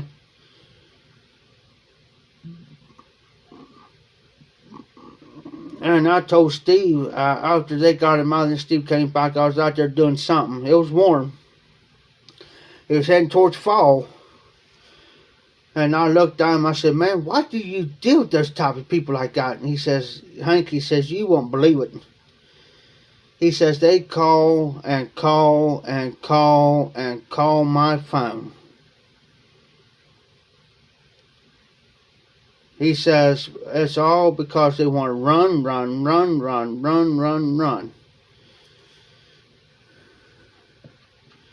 I said, well, tell them. I do. Just tell them you don't got time. You got things got to get done. I said, that's what's slowing us up. It's because we might need to use your boy's truck while he's taking them somewhere.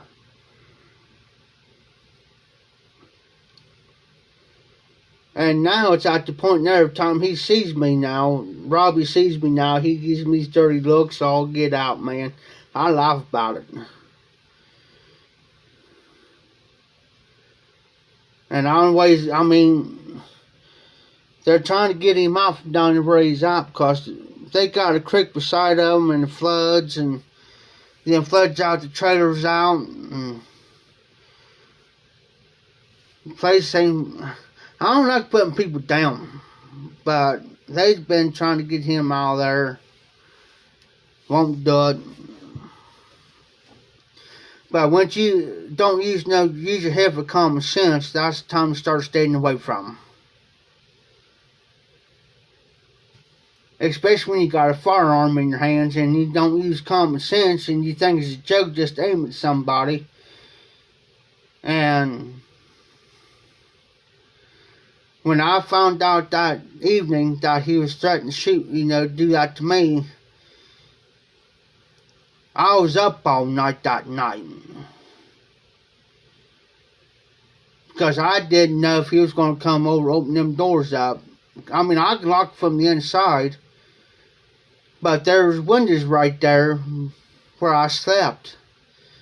So I had to keep up all night. I was so doggone tired the next day. I went down to Steve's because he let me use his four-wheeler.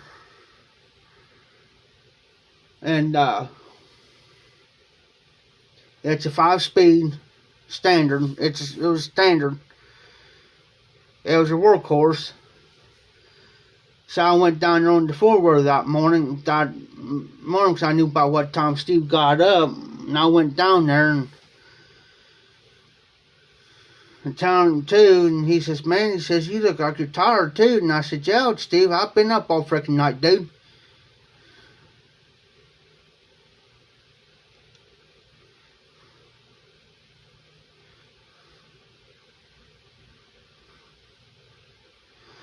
Yeah, they're hard to find anymore, are they?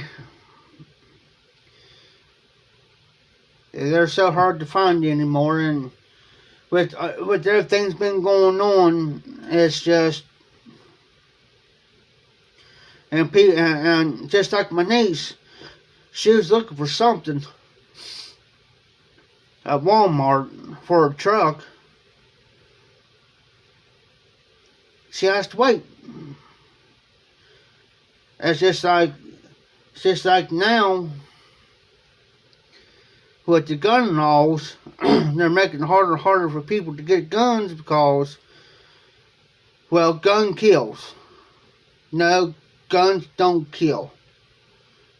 You can lay a gun down on the table, and so what you're telling me, you're going to put a gun down on that table, and it's going to pick itself up, and it's going to aim at somebody, it's going to pull the trigger itself.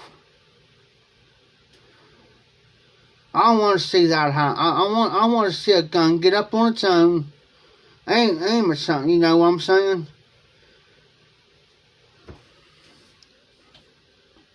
And they wonder why I get so aggravated. I grew up around guns. I grew up around them. But it takes common sense and using property, being trained property, using property.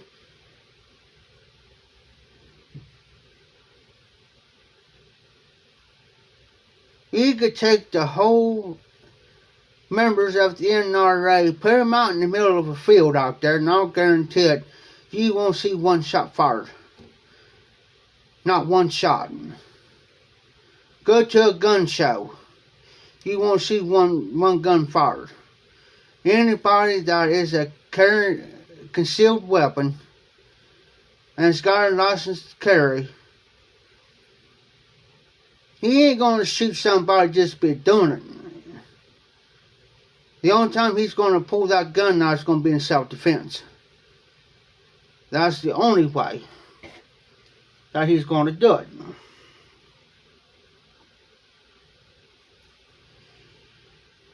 Now here in the high, you can have an open carry.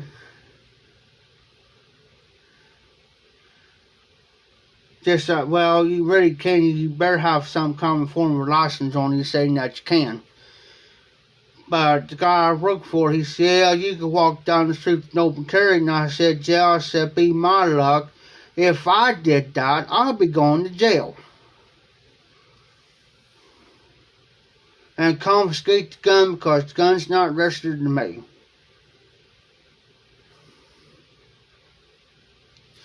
Just like where I live at. Out here, we can't have no guns out where I live. Any form of guns. None.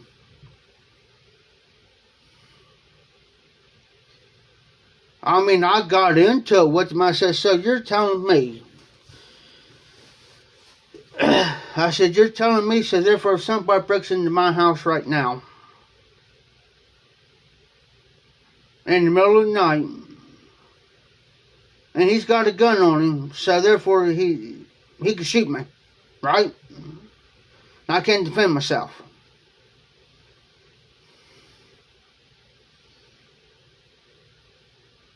Well, it's in the... I don't know. Answer my question. You know, directly. Because I said, I'm asking you a direct question. I want a direct answer. Don't go around the bush or don't go around the merry-go-round with it. I want a direct answer. Therefore, if somebody breaks into my house, therefore I cannot defend myself. I can have no gun to defend myself.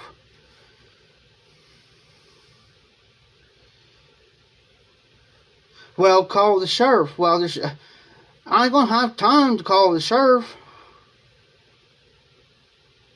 I ain't gonna have time to sit there and call 911 or get hold of them and say, hell, I'm being robbed. And he's got a gun pointing at my head. It's ridiculous. And it's ridiculous how this country's going. It's sad. And usually I normally don't talk politics on my channel or on my lives, but the only thing I'm saying is I hate to see where this country's heading. It's going to get worse before it gets any better.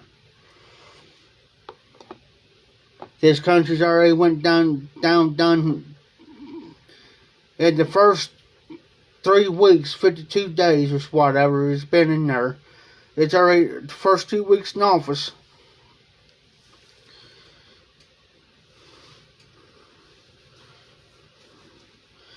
Got everybody got shut down the pipeline. 13,000 people out of work, men and women.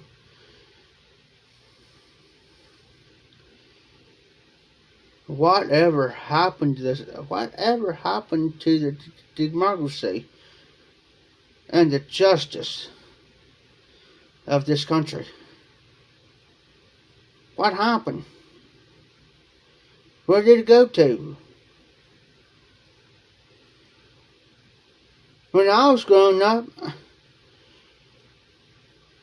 we didn't have all this trouble. Yeah, we had some few downfalls when I was growing up, as far as I can remember. I was born in 1980, but from the age of 7 on up and 87 on up, you know, I can remember some stuff. Exactly, RD. And it's sad cause, you know, I believe, and I'll say this, you know, you guys may agree or have different opinions, and we all have a right to our own opinions on this. You know, I've always believed, my parents raised me, always believed in the good Lord. The good Lord above. Always. You know, and I don't press religion on nobody. And I don't. You know, but, you know, everybody's going to be judged. You know, I don't force politics on anybody. I do not force religion on nobody. You know, everybody's got their own opinion, beliefs, and stuff like that. And trust me, you're not going to offend me any. You know.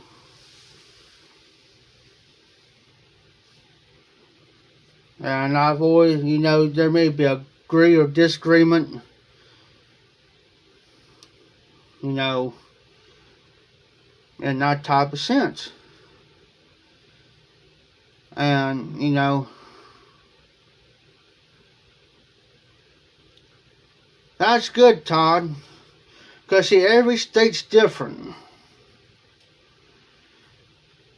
It's like the state of Ohio. State of Ohio, you can have concealed carry here in Ohio. But there's certain government assisted living places like this out here, you cannot have no form of. I used to have it, but I had to get mine. I had to go through the whole thing again. But I used to have a concealed carrying permit. Well, where I live out here, I can't have, even though I got that saying that I can carry, I can have no weapons here. Because it's in my contract. That's the downfall. Now, if I had a car, now this is how it works here in Ohio. I don't know how it works everywhere else. I can have that permit saying that I'm allowed to carry a gun because it, you know, say like an officer happened to pull me over or something, said, well, you got any weapons? I said, yeah, I don't know. If he asked for my ID and stuff, I'll go ahead and pull my wallet. I said, well, here's my carry permit. Here's my license. But he'll say, okay, where's your gun at? Glove box locked up. But, my gun could be in the glove box, but my bullets got to be in the boot end of my car. Or my clip. Or I have two separate compartments. I can have excuse me. I can have my gun in the glove box locked up. And I can have my clip in my middle console. As long as they're separate, he can't do nothing. Now, if our circle was loaded, then he could. That's how it works here in Ohio. That's how it works here in the state of Ohio. Crazy. I'll be right back, guys. I'm gonna give me something to drink. Oh, nice, Dan. See where Dan lives at. You know, it's good. I'm gonna give me something to drink, guys. I'll be right back.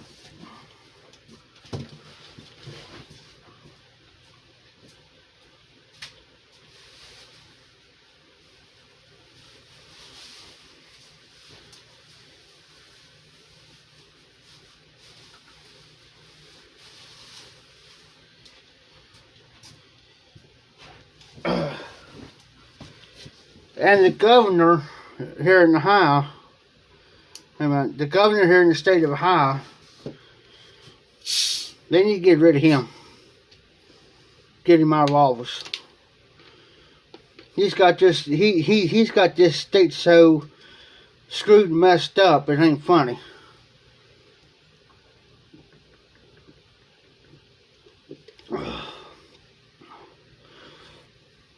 He's got us so messed up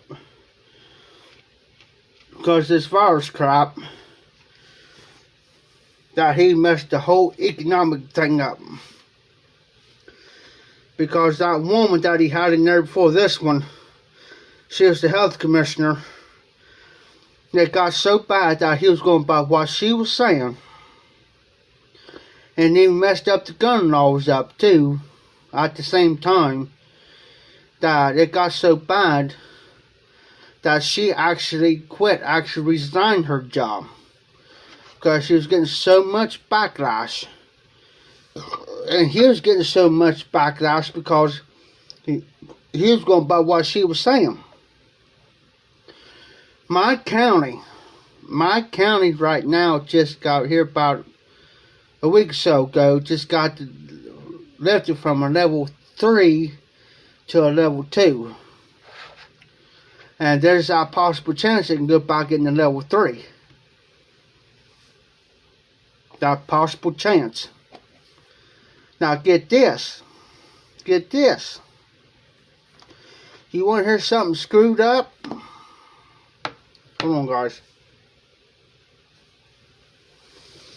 You want to hear something really screwed up? We're having the Fagan County Fair. From July 19th through the 24th, the whole week, full fair. But they canceled the Scarecrow Festival that runs in about the second, third weekend in September. They canceled it. And it's only a 2-day event. No, a 3-day event. Friday night, Saturday, all day Saturday, and part of Sunday. They canceled it. And it's in September. But yeah, we're going to have a full fair. Now people say, well, you got to go 6 months approved from the governor. The governor don't got nothing to do with it.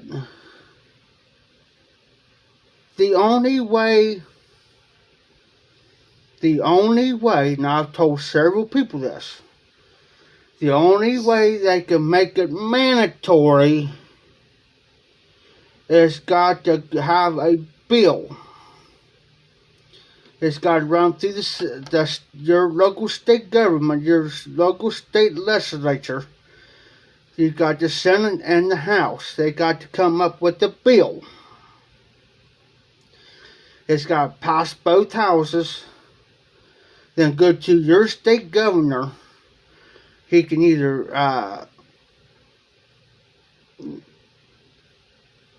he can either sign it or he can veto it. Now, if he signs it, then it becomes law. Then it becomes mandatory. But until then, no.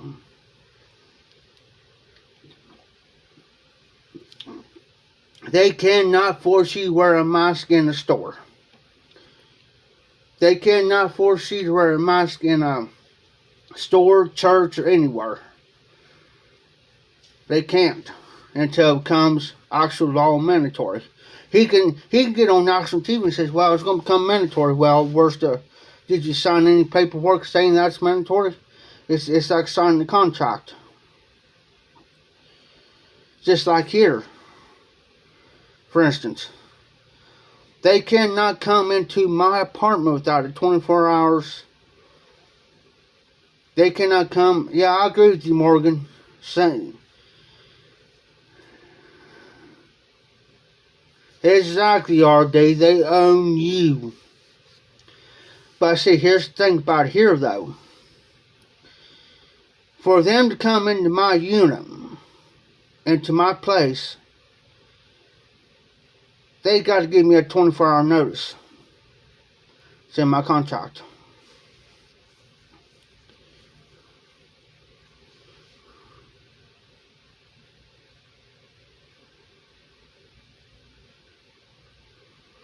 How many of those 2 liters you drink in it? Oh, liters? Dan, I can probably go through about 2.5 of these.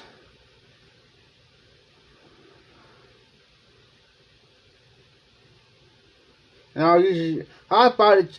This bottle here, I get at Kroger's for 69 cents a bottle. But yeah, they just can't come to my door and say, hey Jeff, can we come in and look? Nope. Can't. Not till you give me a 24-hour notice. And see, that's what I'm running into now. We got a new caseworker out here, and she thinks she just come to your door and knock on your door and come right on in and do what?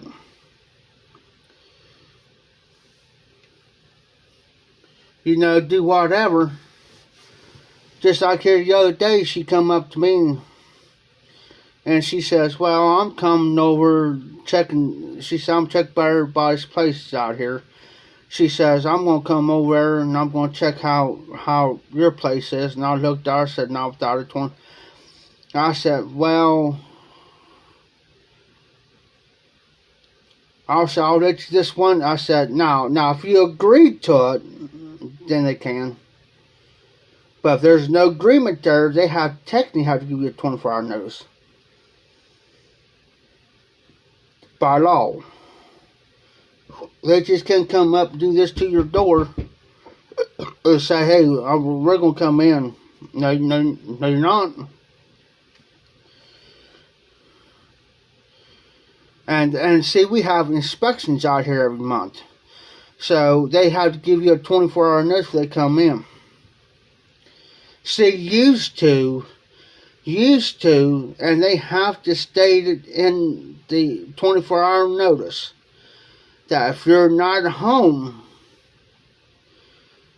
they can still key in. Well, here lately, since we got a new property manager out here, she has not been putting that in there. So if she walks in here and I found out she walked in here, she violated my contract. She violated my contract because it didn't say you could key in without me being here. You see what I'm saying? Used to, they did that because it's for their protections, just in case, because they know that it can come back on them.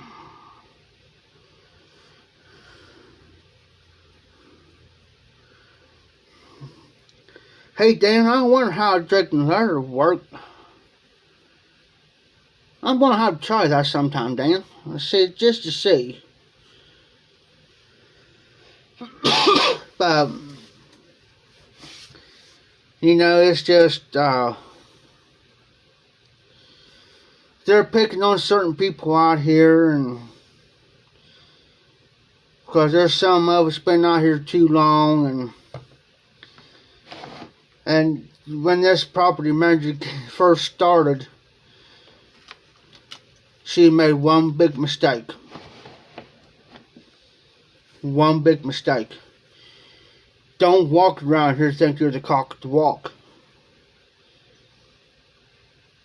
Because you're going to run into problems, people. She's already ran problems with me. Don't come around here threatening. You're going to do this, you're going to do that. I'm the case, you this, that. Big mistake. Because you're going to run into big problems. And she's already ran into problems with several people out here. And I agree, RD. I agree. Everybody has the Second Amendment right, and everybody's violating it. Next thing you know, they're going to start to tell you when to go to the bathroom, how long you be in the bathroom, or how. It's just like, here. I'll use this as a prime example. Here, say like I'm going to be gone for 2 weeks or a week. Okay? As long as I let her know, and I normally tell her this new one, I said, I'm going to be gone for a week, you better document it. You better document it, because I'm telling you what, you ain't gonna be like the last one try to pull a stunt on me. And because I'll give a prime example. I went and helped a friend of mine. It's an hour-and-a-half drive. Okay, I said I'm gonna go with a friend of mine. You want to take a ride with him, kind of help him out a little bit. Well, are you gonna be back tonight? Who cares?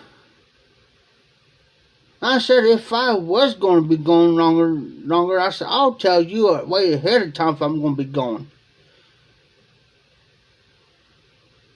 And it ain't none of your business where I'm going. The only thing I'm going to say is, well, I'm going to be going with, I said, I'm going with my niece for about a couple of days, or 2 or 3 days, or a week.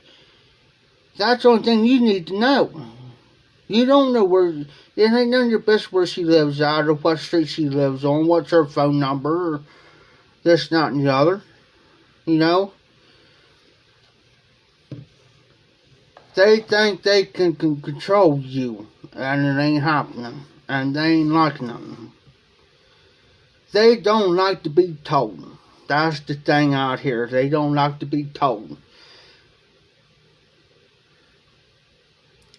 Because they think that if they think you're stupid and dumb enough to believe them. Okay, there's some of us been out here 5, 6, 7, 8, 15 years. You think? And there's this guy used to be a case manager out here, and he said this, and he's right. He says it's a big mistake that this company, well, their name's Voda, they stepped in. That's a big mistake.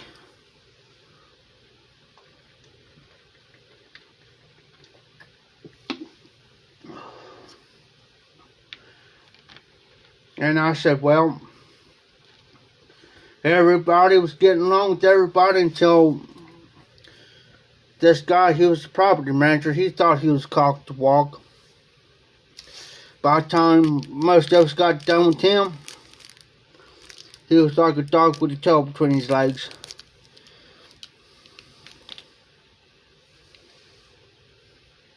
There's one day, it wasn't even my fault. I was asked to go back there with him because we've got a storage unit out back. Well, he heard that I was asked to go with him. So, and then he started cussing me, F this, F that, F this, F that. And I said, whoa, dude. I'm going to tell you something right here, right now. You don't tell me when to shut up. And number two, you better drop the attitude. And number three, I don't come back here unless I've been asked to come back here. Other than that, I don't come back here. So when we got around front, and I even said it all loud and clear too, where you can understand what I said. I said, yeah, I said, if people use common sense, I said, if people don't got no common sense on how to use that back there, they don't need to be back there.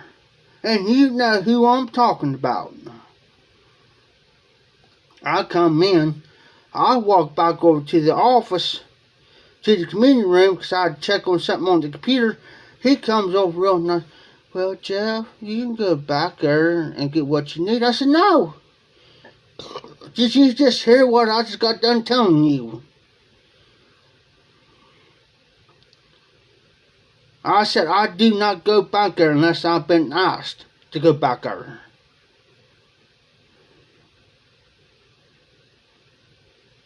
I said, now drop it.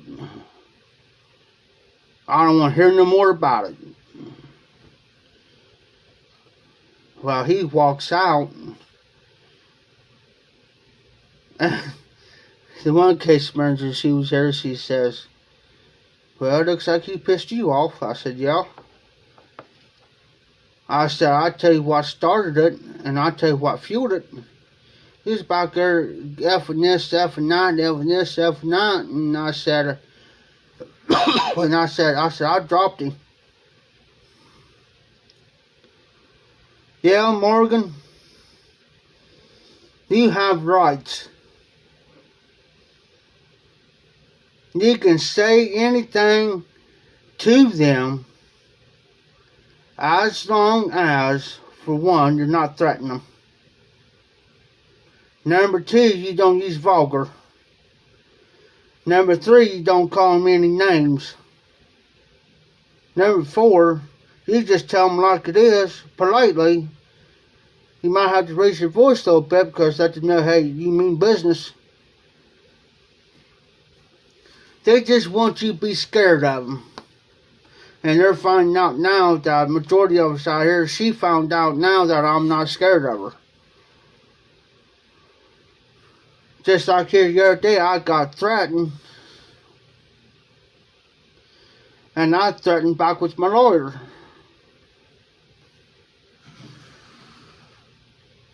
And I just shut him right up. I said, hey, I said, you realize you're threatening me?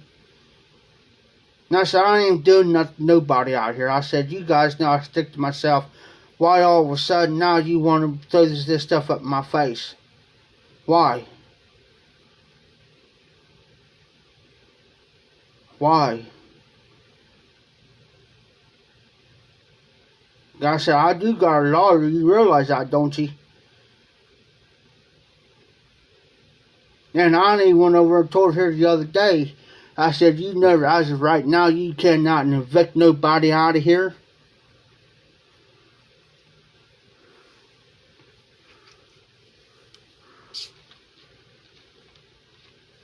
And right now, I just been told this evening that they're starting an eviction process on the guy out here, and they can't do that.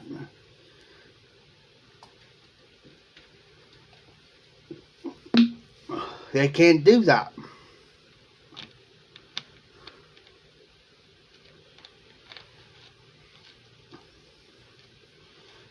If they evict him out of there, he could turn around soon. But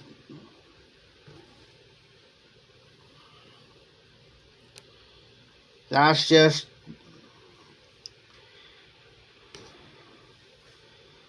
I mean, 3 write-ups around. If you don't keep your place cleaned up and stuff like that, they have to write you up. But that's normal when you live in the government places. But, you know,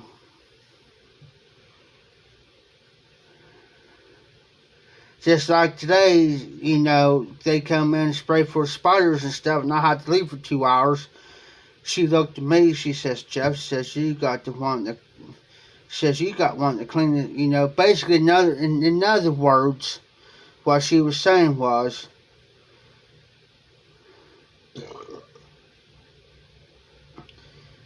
your apartment's one of the cleanest apartments out. You and a few people's got clean apartments. In other words, that's roundabout really what she was saying.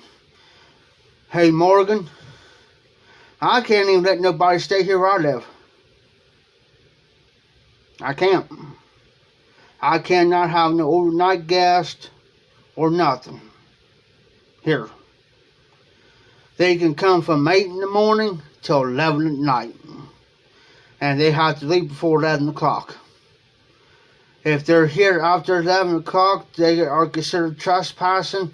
Not only will they get in trouble with trespassing, but they get me kicked out. It's in my contract.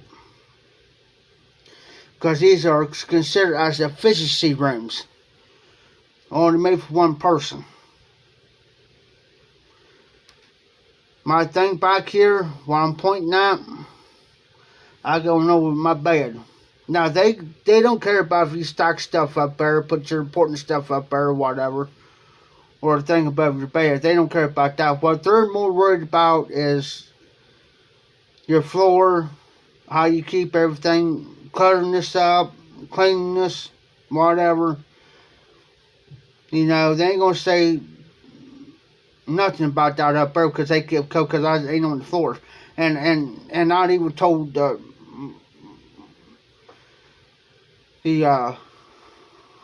one party, I said, you can't say nothing about here or anything above my bed.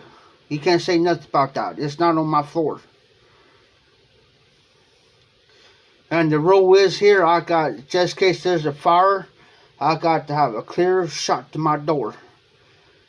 From my bathroom to my door.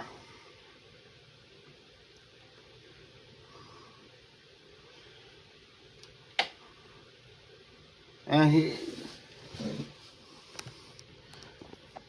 as you can see, there's my kitchen. Of course, I got stuff in my bed. That way, it's my bathroom. You know, it's just a small place. I say it's probably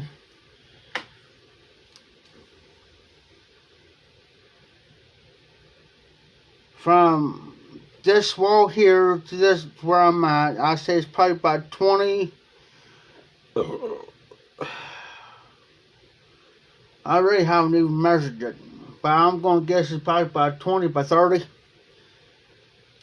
Because on that side is my TV. Well, of course, you see my TV. Well, I don't know if you can see. There's my TV. And then my little stand in my stove, sink, refrigerator. And then where I'm sitting at is my wardrobe, my bed, of course my chair.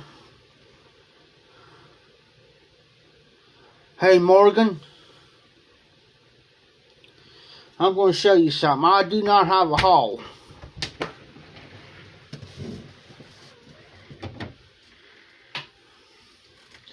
I can walk right straight out my front door. I don't know if you can barely see it or not. But see, there's the outside right there. There's the outside light out there.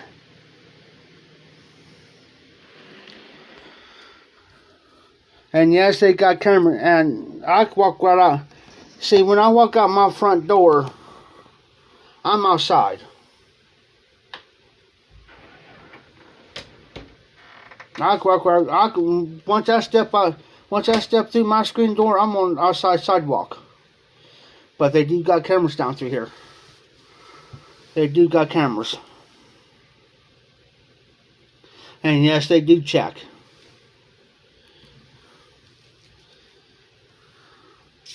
They check them about twice a week. They supposed to check them twice a week.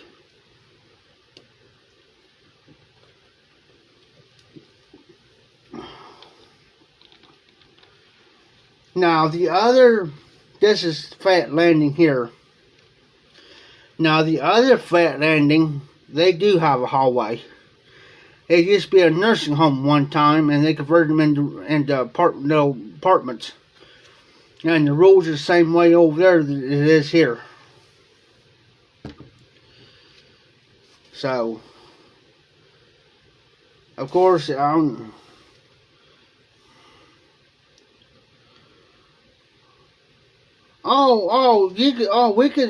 we could do anything in here as long as we ain't doing anything illegal, like illegal drugs or anything. We could smoke in our rooms, we could drink in our rooms. As long as we don't do anything illegal, any type of illegal drugs. There's some that do out here, but they're about ready to hit the highway. They're about ready to hit the highway. Because it states in the contract, if you get caught with it, or you get busted with it, you're out automatically. So there's going to be about 5 or 6 people going to be hitting the road here soon. Because see, we had a meeting yesterday, and then I'm over the meetings. I already knew what was going to be said. I already knew what was going to be said, but I had to keep my mouth shut.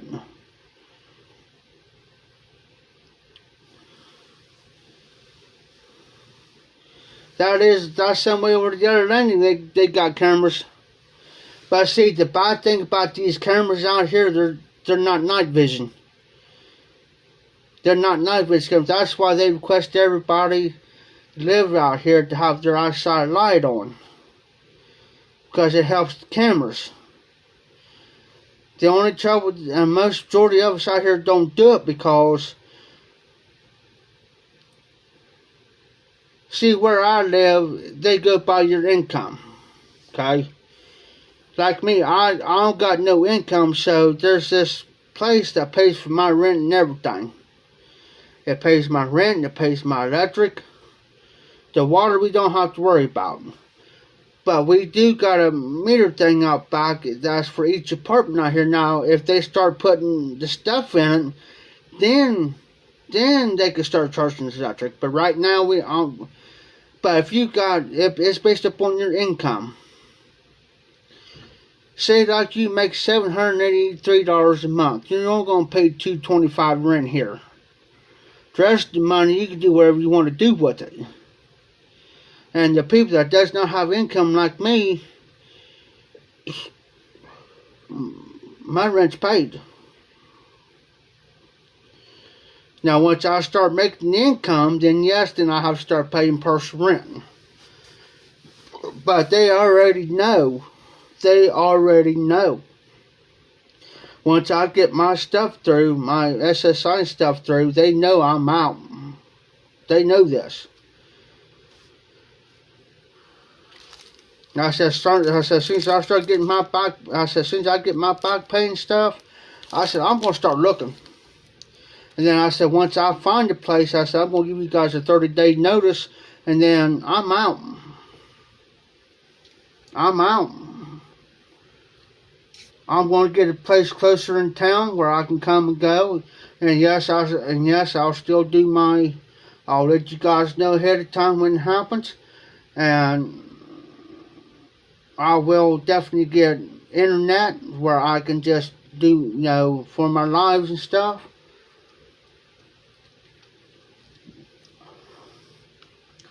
But that there's going to happen this year. So, you know, I'll get me a house somewhere in town that's cheap enough to rent and where I can afford it every month, electric and stuff every month. Then, you know, I'm going to try to get one with a little garage, you know, where I can do whatever. They already been forewarned. You know, I'm not playing around with these guys. I mean, that's just me. Sorry guys, I'm just checking my battery level. I'm gonna be on here a couple more minutes, guys. I'm down to 27%.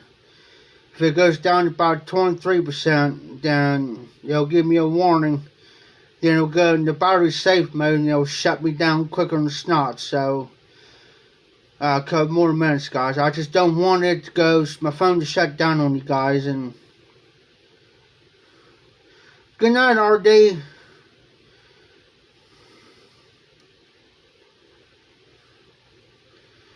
Then I'm thinking about that. I'm seriously thinking about it. I've been talking to a friend of mine. I'm thinking about getting one of these little small. They're making these little places now, like tiny houses. I'm seriously thinking about.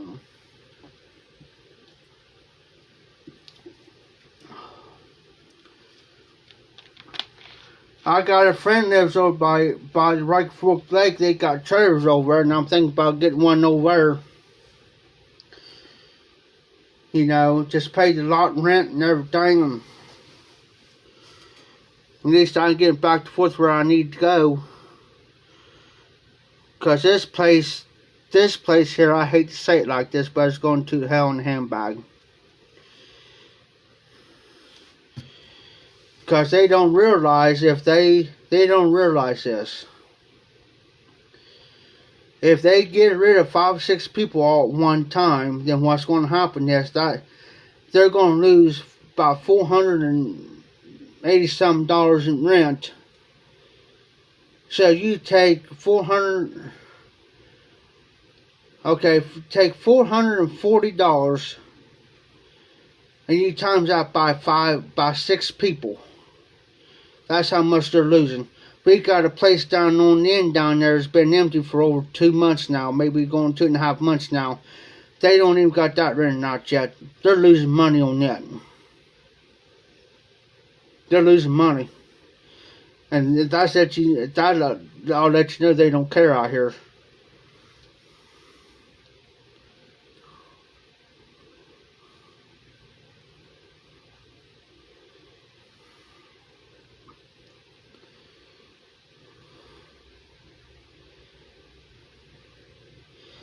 That's sad, Todd. Now, see, there's another place in town. It's like a government place. A friend of mine, he's living with his sister. Now, get this. Now, this is what ticks me off. He's living with his sister. And I don't know if she's got him on her lease or not. But yeah, when he gets his money, he draws a check. But yet, I don't think he's helping her out because he's giving his money to somebody else. And I quit helping him. I quit helping him working on his truck because he wasn't paying me. He expects me to come over and do it for nothing. And I told him, I said, dude, I can't do it anymore. Either you pay up or you ain't going to see me.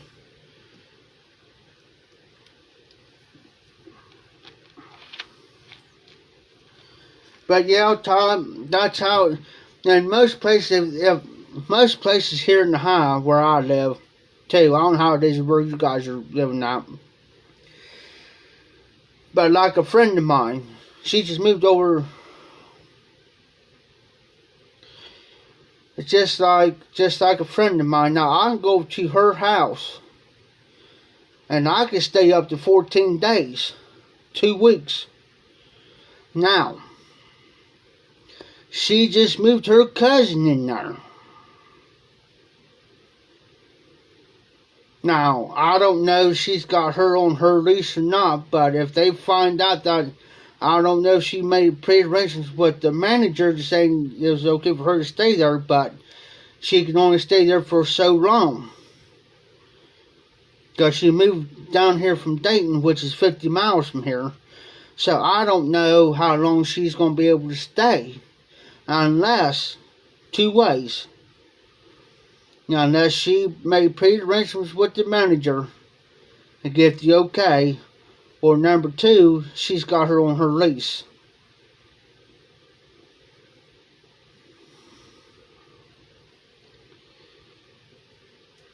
And see, anytime, here's the thing what you got to do. Anytime that you make arrangements with the manager, that a party can stay with you,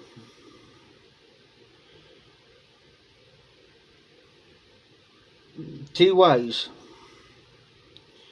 Don't let it be verbal, because it'll be your word against her word and her word against your word.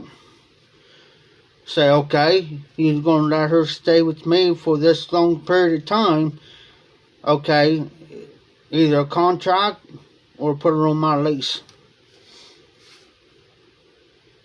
Don't do it verbal. Don't do a handshake, because they can turn the tables on you. And they say, well, I didn't tell him he could do that, because if her boss comes in, or his or her boss comes in there and finds out that that party's staying there, he's going to question him or her, say, hey, why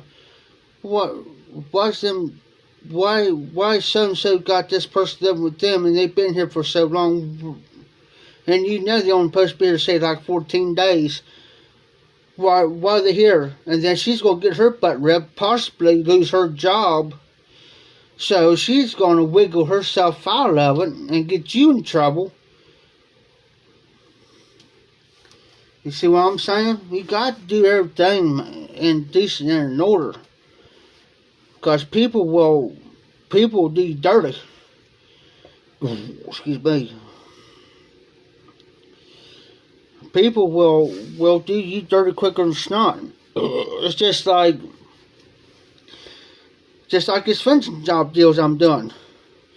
Okay, Thursday's only supposed to get a high of 34, and he's off, and I haven't heard nothing from him since Saturday, and today's Tuesday. Okay, he calls me, if he gets hold of me tomorrow night or something, or well tonight, he say, hey, be ready. Well, no, I'm not going to be ready, because I'm not going to be out in no 34-degree weather, and it's supposed to rain and snow for me to come down sick. I'm not doing it. And don't ask me to do anything for the weekend, because I already got plans for the weekend. You need to, you need to let me know ahead of time. These 2 or 3 days ahead of time. Say, hey man, don't wait until 9:30, 8:30, 9:30, 10 o'clock at night and say, hey, I'm going to need you tomorrow. Well, I may have already pre-plans for tomorrow or pre-plans for the next day. You should have got a hold of me, Monday or Tuesday. It's called communication. And that's another thing I talked to him about. I said, that's the reason why I quit you last year, is because you wait till the last minute to get a hold of me when I've already got pre-plans to do something else. You wait till the last minute to get a hold of me.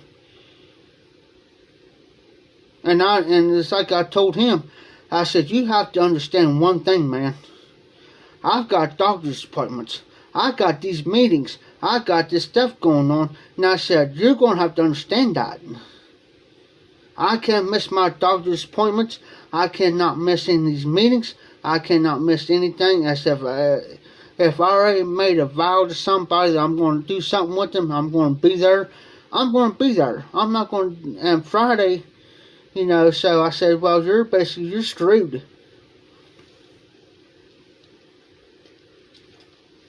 You cannot depend on me all the time. I said, yeah, I'm dependable. Unless you let me know at least 3 days ahead of time or something. Say, hey man, I'm going to need you this so day. Well, we had to go by the weather. I'm not going out here in the 34-degree weather Thursday and me come down sick. I'm not doing it. I already had the virus. You know, now I thought here the other night I was going to come down sick. Because I'm an easy person to get sick.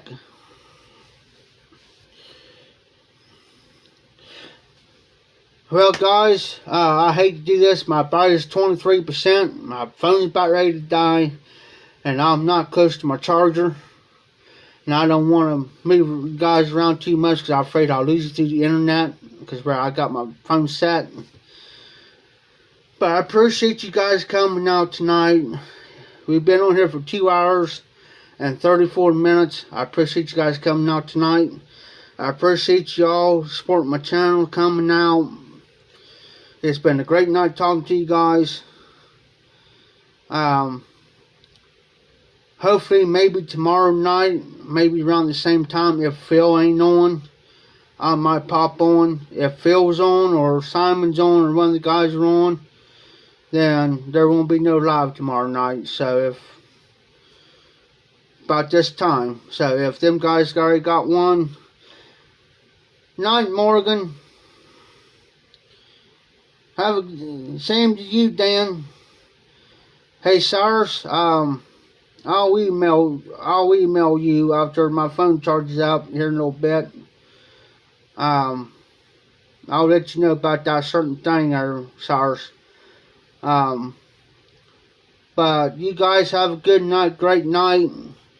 I'm just moving somebody on my road, off my messenger. But you guys if I'm not on tomorrow night, I'll probably be on Thursday. So just keep an eye out between 11:30 and 12, around that area. But y'all have a good night. This is the High Piper. Keep them lit, keep the embers burning, and y'all take care.